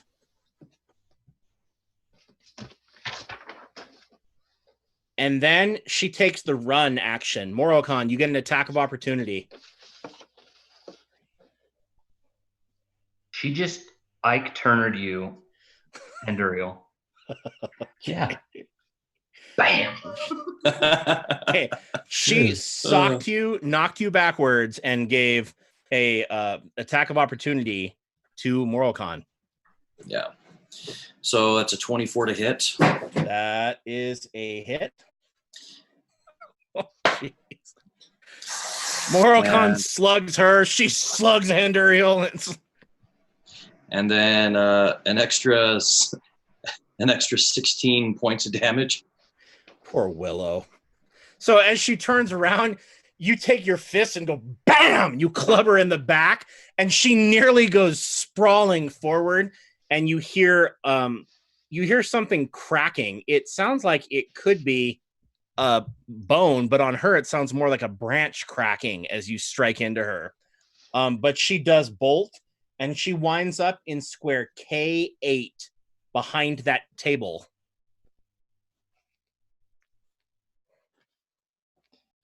And that is her turn. And now it is Amber's turn. As she's going, before she gets too far, Anduriel is going to, after he gets Ike Turner, he's going to yell out, "Naylock, bring to life the shadow of my vengeance." And he's going to send his shadow after Willow. Oh, poor Willow. All right, so Willow now has Shadow of Naylock. So she's taking ongoing damage 5. Correct. Necrotic. I don't know if she's, but it's, ongoing 5 necrotic. Yeah, well, she doesn't have necrotic resistance. So she runs around the table and she whirls around, and there's your shadow. This is Ike and Tina all over the place. Ah! He's like sitting there choking her. Sorry, that's inappropriate. Moving on. I don't even know. Poinkus not even gonna. I don't even think Poinkus knows. Moving on. And that is Amber really hates that.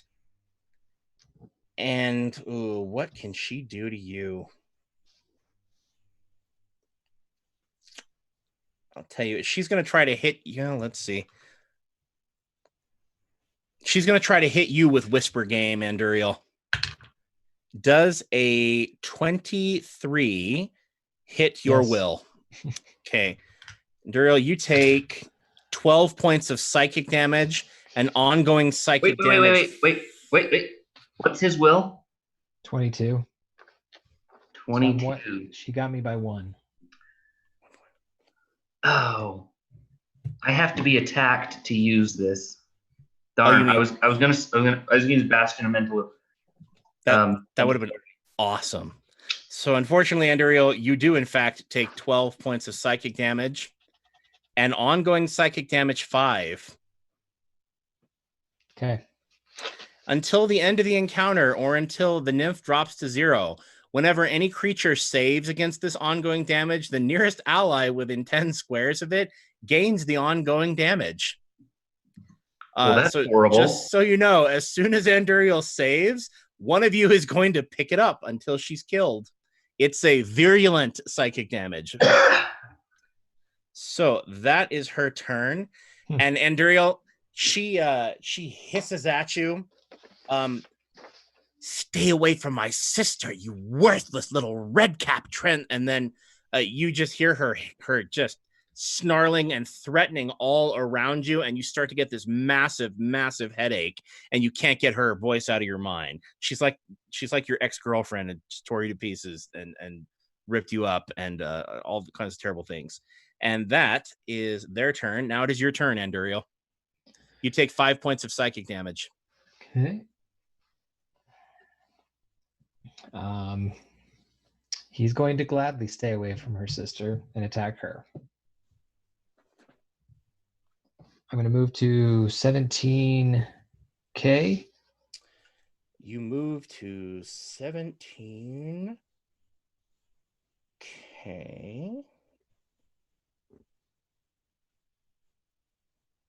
Over the table. I can do an acrobatics check if you need me to. 1,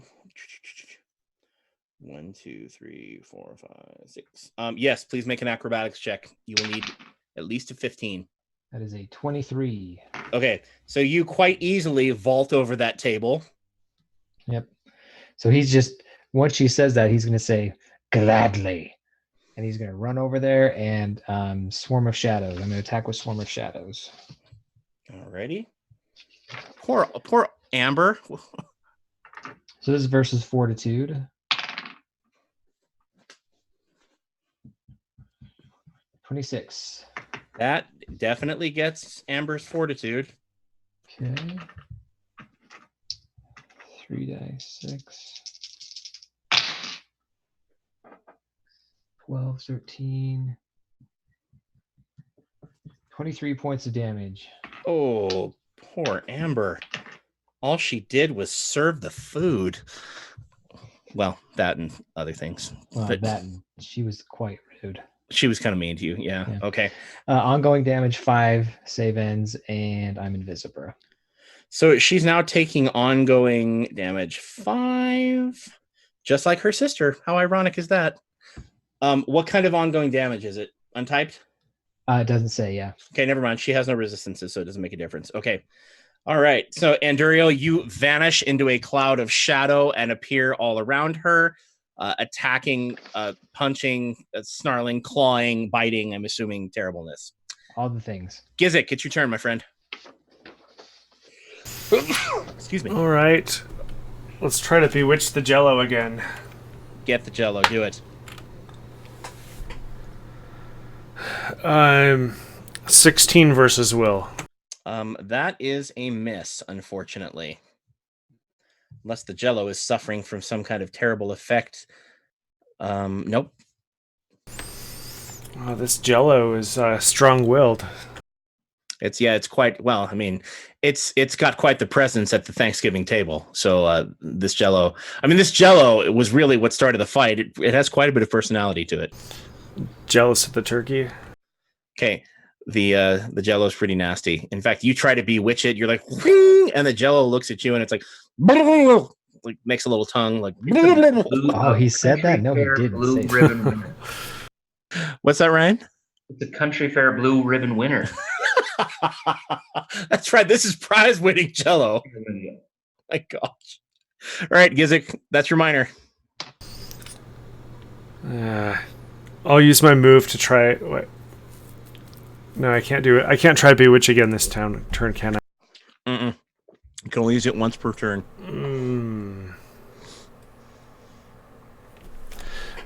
Well, since bewitch isn't working, I'm going to go with bewitching slumber. Try and put the Jello to sleep. Okay. I love this game. All right, so that's a 20 versus Will. That is a hit, my friend. So now the Jello is just gonna like bubble and bubble. Wow. Okay, so that is 13 psychic damage. Right. Slowed, saved, end. And if it fails to save, it'll be unconscious. And I really desperately hope it does, just so that we can all see sleeping Jello. Okay. All right. Very nice, Gizik. You also have a move action. You going anywhere? You stand where you are. Yeah, I will move over to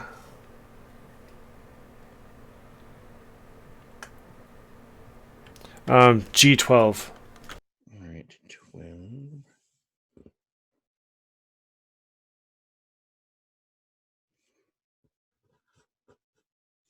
Okay. Gizik, within G12, you are now inside the aura of table 2. Gizik, as you move into the aura of table 2, you become aware of the fact that all of the food at table 2 looks like it was burned. And a little kid sitting at the table picks up a some kind of like looks like it was like turnip pie, and it's scalded, and he goes, "Grandma burned the food," and he hucks a pie at you. Gizik, what is your will? 19. 19. So you got a 29. Gizik, you take 2 points of fire damage, and you have vulnerability 3 until you heal. Take some kind of a heal. You spend a healing surge. So Gizik is now covered in some kind of burning turnip pie, and it is burning him and scalds him. What are the Piper's daughters doing during all of this? Are they just sitting there? They're clapping. laughing, they're clapping, they're cheering, and they're pointing to things and turning to each other and whispering, and just kind of generally acting like spectators at a sporting event. Hmm.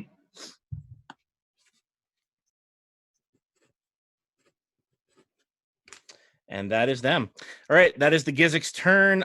Now it is the priestess's turn. She takes her standard action, Lachlan, to look at you, and she looks up at you. Tears well up in her eyes and start dripping down her face.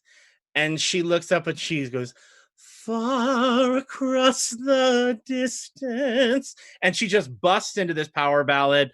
All by, like, it's all Celine. It's crazy. It's terrible, and she's just singing to you, and she's got a really good voice, per se, but it's maudlin, and it's like when you see somebody try to talk their way through a song and it doesn't work. That's kind of what she's doing as she's talking to you, singing at you, her love. It's a whole power ballad thing, and then it wears off, and she looks at you, and she goes, "Oh, that was so embarrassing," and she stands up with her move action, and with her minor action, she is going to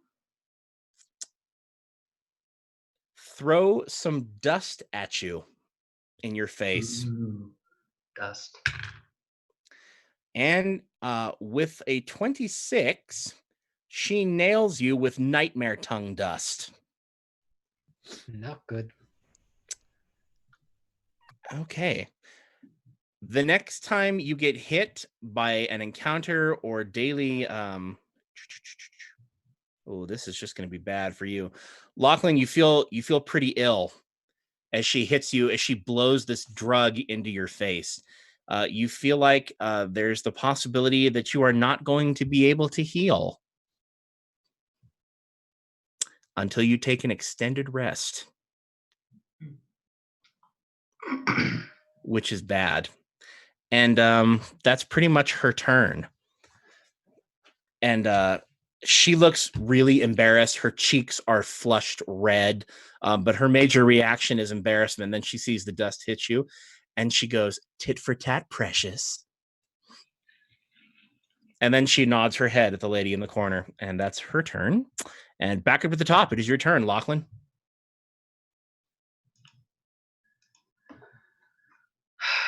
Well,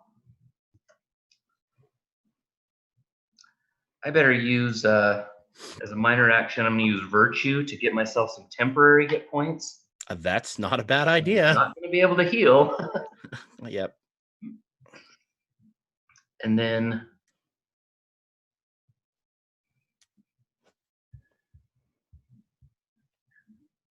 where's Amber?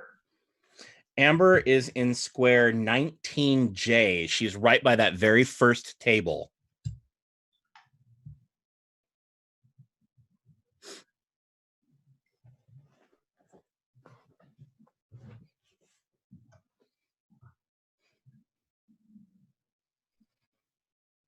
Now, you also have the ability to manipulate reality around you if you so choose. Yeah. What's the priestess standing by? What's that box in 17? That looks like a maypole with a torch on top of it. It's dressed up decoration, but it has a burning torch on the top of it. Well, let's try and manipulate some terrain. Okay. I'm going to use Arcana, and that's 15 plus 8, 23. It's just a 20, right? You need a 20 with Arcana, a 15 with religion, or excuse me, a 25 with religion. Okay. So then I roll a dice 6. 20 with religion, 15 with Arcana. Okay. I rolled a 4. All right, so you may change 4 squares. Do they have to be contiguous? Nope. Okay. Any 4 squares within 5 feet of you.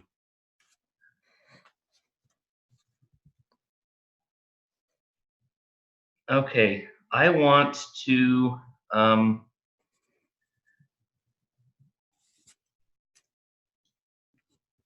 put within 5 feet or 5 squares? Within 5 squares. Okay. Can I manipulate light with this? If you choose to. Depends on what you imagine. I want to imagine a big inky glob of blackness around in the square that Amber is in, and the square that the priestess is in. All right. So Amber is now in darkness, and the priestess is now in darkness. And I'm assuming you mean pitch black, right? I mean pitch black, yeah. All right, so total concealment. Like pea soup, right? All right, and Duriel, out of your playbook, Lachlan concentrates and inky darkness. And then with a standard action, I think that Jello needs a nice blunt or nice staggering note. Let's just keep hitting that fatso with some thunder. Okay. Okay, so 27 versus Will. So he's going to take 8 thunder. Okay. And Morocon can make a melee basic against him. Ooh, hit the Jello, Morocon. Hit the Jello. Yeah. Let's push him back against that wall. Okay. 5 and 6, G and H. All right, Morocon, the Jello jiggles past you. A little wave of Jello just goes like. Ooh, that was a good one. Almost even better, but that was a really good one. So that is it's a 28 to hit. That hits. It was almost a 20. It was almost a 20. Poor Jello. Look, I like Jello, but that's a good one. So that is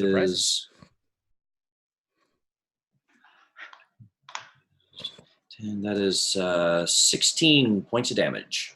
Alrighty. How's the Jello looking? I mean, I know it's not like. Well, let me put it this way: it's not half the Jello it used to be. Okay, okay. There's bits of it splattered. Like at least half of this Jello has been knocked around, smashed out. Morocon, you need to make a save versus the immobilization. Is it my turn now? Yep. Well, actually, wait a minute. That was on Lachlan's turn, right? Yeah, right. It's Morocon. It's your turn. So Lachlan, pong, tuning fork. You rock that Jello with the sonic waves of your sword, and it goes flying into the wall. Morocon slams some of the Jello. There's Jello everywhere, all over the floor. It's never gonna come out.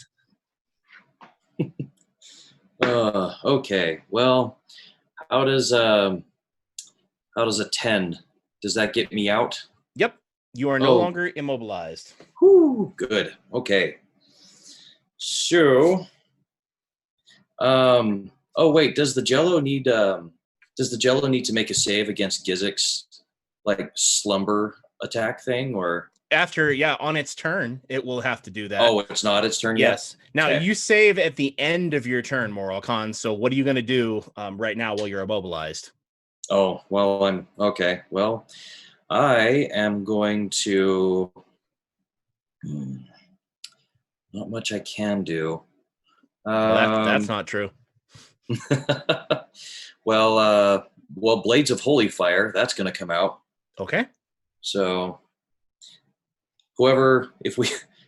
okay, guys, so I need everyone within 5 squares of me so you can get extra fire and radiant damage going on. All right.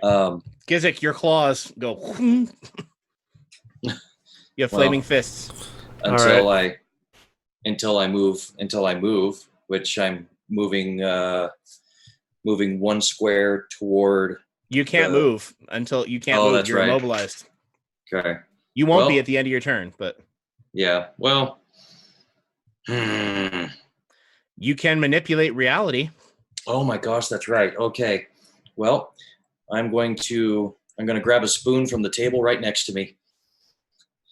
And I'm going to try to turn it into an axe. Okay. Like a tomahawk, like a throwing axe. All right. You did 20. Using religion because I'm better at that. I'm proficient at that, and that's a 21. Okay. You roll the 1d6.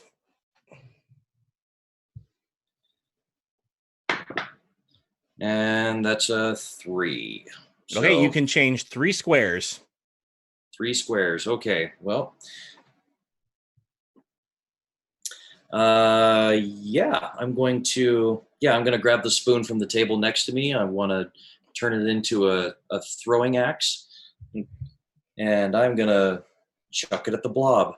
Go for it. You know what? Actually, because he's a blob, I'm going to imagine that spoon just to be just a really big spoon.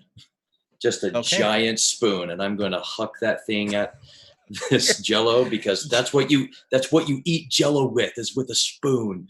Okay.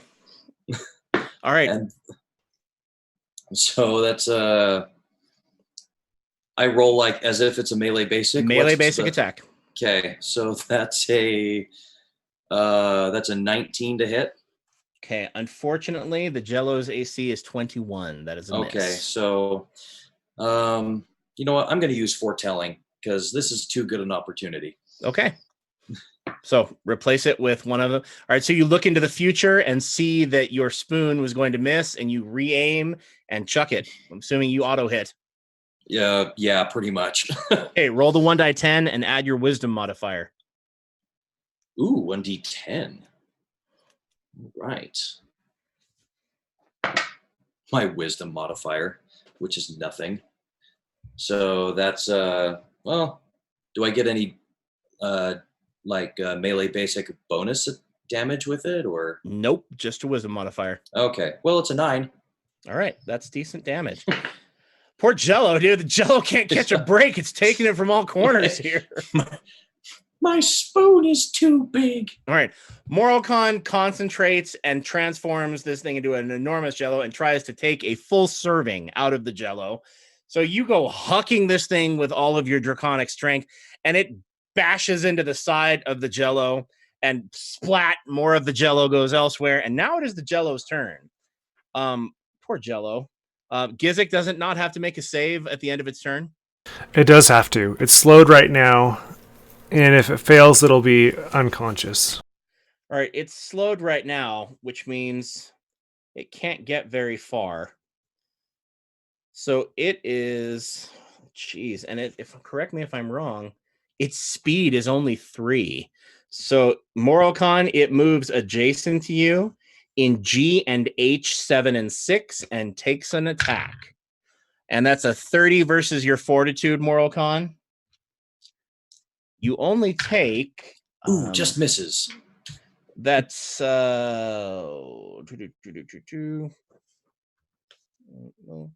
it's not bad. It's only 9 points of damage, but you are immobilized in the goo again. Oh, come on. And now let's see what happens to the Jello. The Jello rolls a 2 on its save and falls asleep. It is dormant Jello.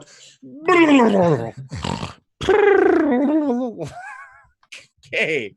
Now, would he wake up if I were to hit it again? Yes, he would. Okay. All right. The Jello, well done, Gizik. The Jello is asleep. And who but the son of a hag would think to put the Jello to sleep? Nevertheless, the Jello is asleep. Now it is Amber and Willow. And boy, are they unhappy with the two of you. Well, first things first. Any effects on them that they need to worry about? Well, Amber takes 5 points of damage, and so does Willow. Yep. All right. All right. They both take 5 points of damage. And correct me if I'm wrong. Putting over here. Poor Willow's in the back with Anduriel's shadow going, like trying to choke. And she better save, or then she's going to be blinded, which is bad. And Amber takes 5 points of damage from all the wounds that Anduriel inflicted. Anduriel, what does she want to do to you? Well, first things first, let's see if she recharges Whisper Game. And she does not. Or Dark Revelation, sorry. She does not recharge it.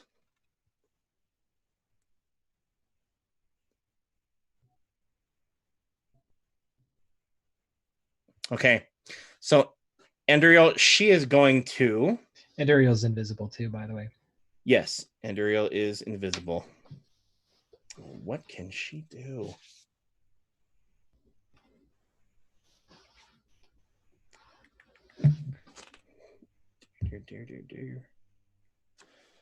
Well, she is reduced to melee attacks. So I think she's going to take the run action and go 1, 2, 3, 4, 5, 6, 7, 8. 1, 2, 3, 4, 5, 6, 7, 8. She runs to square 5p. So Amber takes her full action to run out of the darkness that Lachlan has created for her. And she has to save versus your ongoing damage, right? Correct, yep. Okay, she gets an 11 and she does save. So Amber is free. Willow is being choked. Let's see if she recharges her Dark Revelation. And she does not. So, who is within her reach? I think she's going to run also. 1, 2, 3, 4, 5, 6, 7, 8. 1, 2, 3, 4. She winds up in square 23p. So Willow and Amber take their turns to just run, and now she has to save. And she does, unfortunately, shake off your shadow, Anduriel. Okay. And that would be her turn. All right, and now, Anduriel, it is your turn, my friend. Okay, I forgot at the end of my last turn to save against Amber's attack that she laid on me. Her psychic damage? The one that I pass on if I save? Yeah, go for it. I'm kind of hoping I do, kind of hoping I don't. I don't know what to... Okay, well, let's roll. Let's see what happens. That's a 17. All right, congratulations. Lachlan, you just take 5 points of psychic damage. I'm not the closest. Yeah, you are. 1, 2, 3, 4. I'm 5. an 18L. Anduriel's an 18L. Yep, you are the closest, my friend. 18L?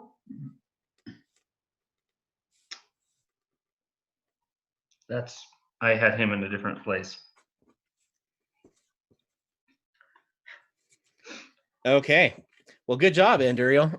Lachlan, you now have ongoing damage 5. Psychic ties. You have a terrible splitting headache. And Sorry. can't heal. So yeah. And you can't heal. No pressure. Okay. All right, Along- Anduriel, you're free to do whatever you like. That's Along those lines, I'm going to use my standard action to cure serious wounds. or are you hurt a bit? Yeah, I'm not in good shape until now. Okay. So that's my standard action. For my move, I'm going to. Well, I guess I'm visible now. Yes, you are. Well, you'll be at the end of your turn. At the end of my turn, yeah. 1, 2, 3. I'm going to go to 22P. Okay. Right in front of Willow. I got to jump over the table, though. So hold on. Acrobatics is it's 29. All right.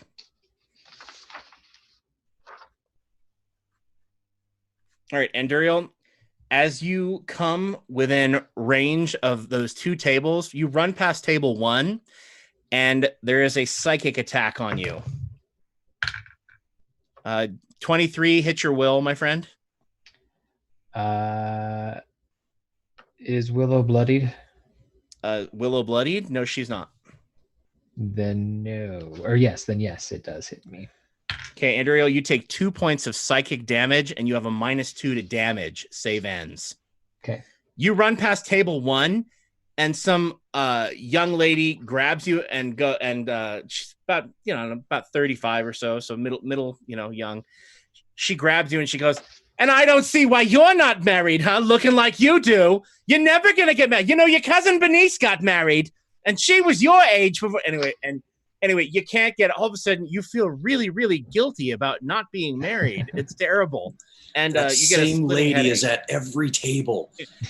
And you come near table 3, Anduriel, and there is another attack on you. Does a 20 hit your will? No. All right. So at the other table, an older gentleman leans over and starts complaining about all of his aches and pains, and he's like, "My sciatica is acting up horribly, and I've got this bunion. Do you want to look at it? Come over here and look. Feel my back. Feel my back." Like, just starts rattling off this list, and it's really disturbing. And for a minute there, you almost look over, and you're like, "Oh," and you're like gonna walk over there to look at it, like it's drawing you, and you're like, "No, I don't care about your sciatica." And then you turn over and manage to shake it off, and that's you. Okay. All right. So that was your move and your standard. Do you still have a minor? Do you want to do anything? No. But Okay. I think I'll take my action point. Oh, really? Yeah. Poor Willow. I don't see this ending well for her. And I'm going to attack with Divine Juggernaut. All right. You get a +2 to attack because you're invisible, my friend. All right. This is just versus AC. So that is 29. That's a hit. Okay. 2 weapon. So that is 8. 15 points of damage. Okay. Well, she's bloodied now. Yep, that's okay. Okay. Very nice. All right. So Divine Juggernaut, you appear, and what do? You strike her with a kukri, Leviathan's Tooth, or what? He says boo, and it's going to be a kukri attack. Okay. Yep, and so Divine Juggernaut, that sheen that sometimes comes around him when he's doing some of his fighting, it starts to glow around him, that silver gray sheen, and he just has that look in his eyes. His eyes go from a regular color, and they actually take on that silver sheen, and then he just lays in with his kukri and just. Okay. So as you cut into her, slicing at her and like delivering these powerful blows, it's a lot like chopping into wood as you strike her. And it does give way, but you're like, and like, it's like you're gouging her, and the marks that it's leaving are akin to the chips that you would do in wood as she screams for her sister. And she's definitely bloodied now. She doesn't look like she can take too much more of that. And that would be Anduriel's turn. Gizik, my friend, it is your turn. having sent the Jello into Slumberland. I will walk up to the Jello and attack it with the coup de grace. All right, Mr. Gizik, you have walked within the aura of the burning table. As a 17 hit your AC. No, not my AC. All right, a flaming turkey leg goes right past you from that little boy at the table who's throwing all the burned food, but it misses.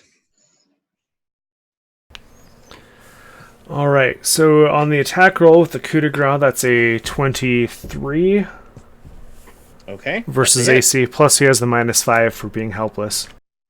Okay. Are you trying to kill the Jello? Since it's a coup de grace, that's also a crit. That is.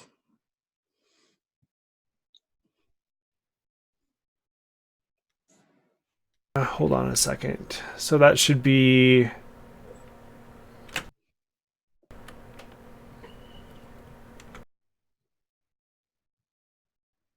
All right, what does high crit do again? High crit? Like the trait high crit? Yeah. Gives you a threat of critical on 19 to 20. No, that's it lets you roll an extra weapon die whenever you crit. What are you using? D10. Yeah, so you just roll an extra die 10. At Paragon, it's 2 die 10. At Epic, it's 3 die 10. That's awesome. All right, so that's 21 damage. Okay, you may also roll the 1d6 as though you had backed up a critical. That's a 4. Okay, well, So 21 damage. All right, poor Jello. And the Jello, man. I'm assuming that is not anywhere close to its bloodied value. No, unfortunately, it's not close to its bloodied value. But so Gizik, you land in the center of the Jello and just starts ripping Jello to pieces, and the Jello wakes up. I don't know what waking Jello looks like. I'm sure it's something. Can he wake up? It's supposed to be save ends, unconscious save ends. I think in this case, if you hit the Jello, it awakens as though it were normally awaking from slumber. Especially given the fact that this is only a certain level of power, heroic. Ryan, is there a note about that, or is that just common sense, or what is that? Or am I being forced to adjudicate here? I don't think we have a note in there, do we? Let me check the glossary in the. Okay. Oh, Gizik, you also get an extra 1d6. Oh, fire! Yeah, damage. Poor Jello. All right, add 1 more damage. Okay. Is he bloodied now? Yes, he's definitely bloodied.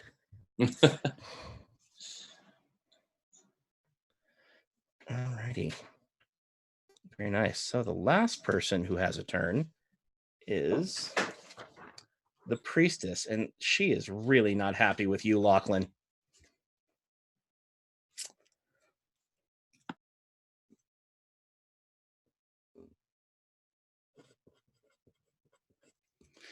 All right.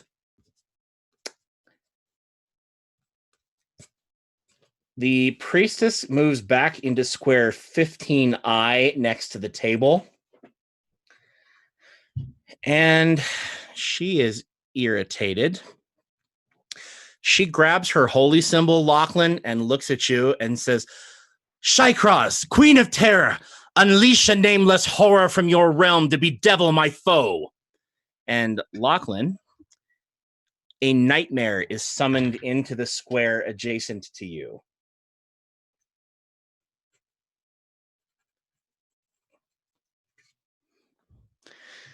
And it latches onto you, Lachlan, this nightmare.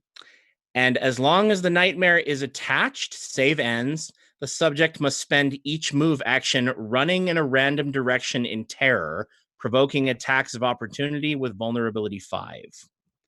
So, Lachlan, this nightmare latches onto you, and it is absolutely horrifying. What do you think Lachlan sees that would cause him to run in terror? Which I, by the way, can't wait to see next episode. But there's no attack? No. It's an effect, my friend. A lot like Anduriel's channel divinity. I think he would see More warts, just flying No. warts. They're all going to land on.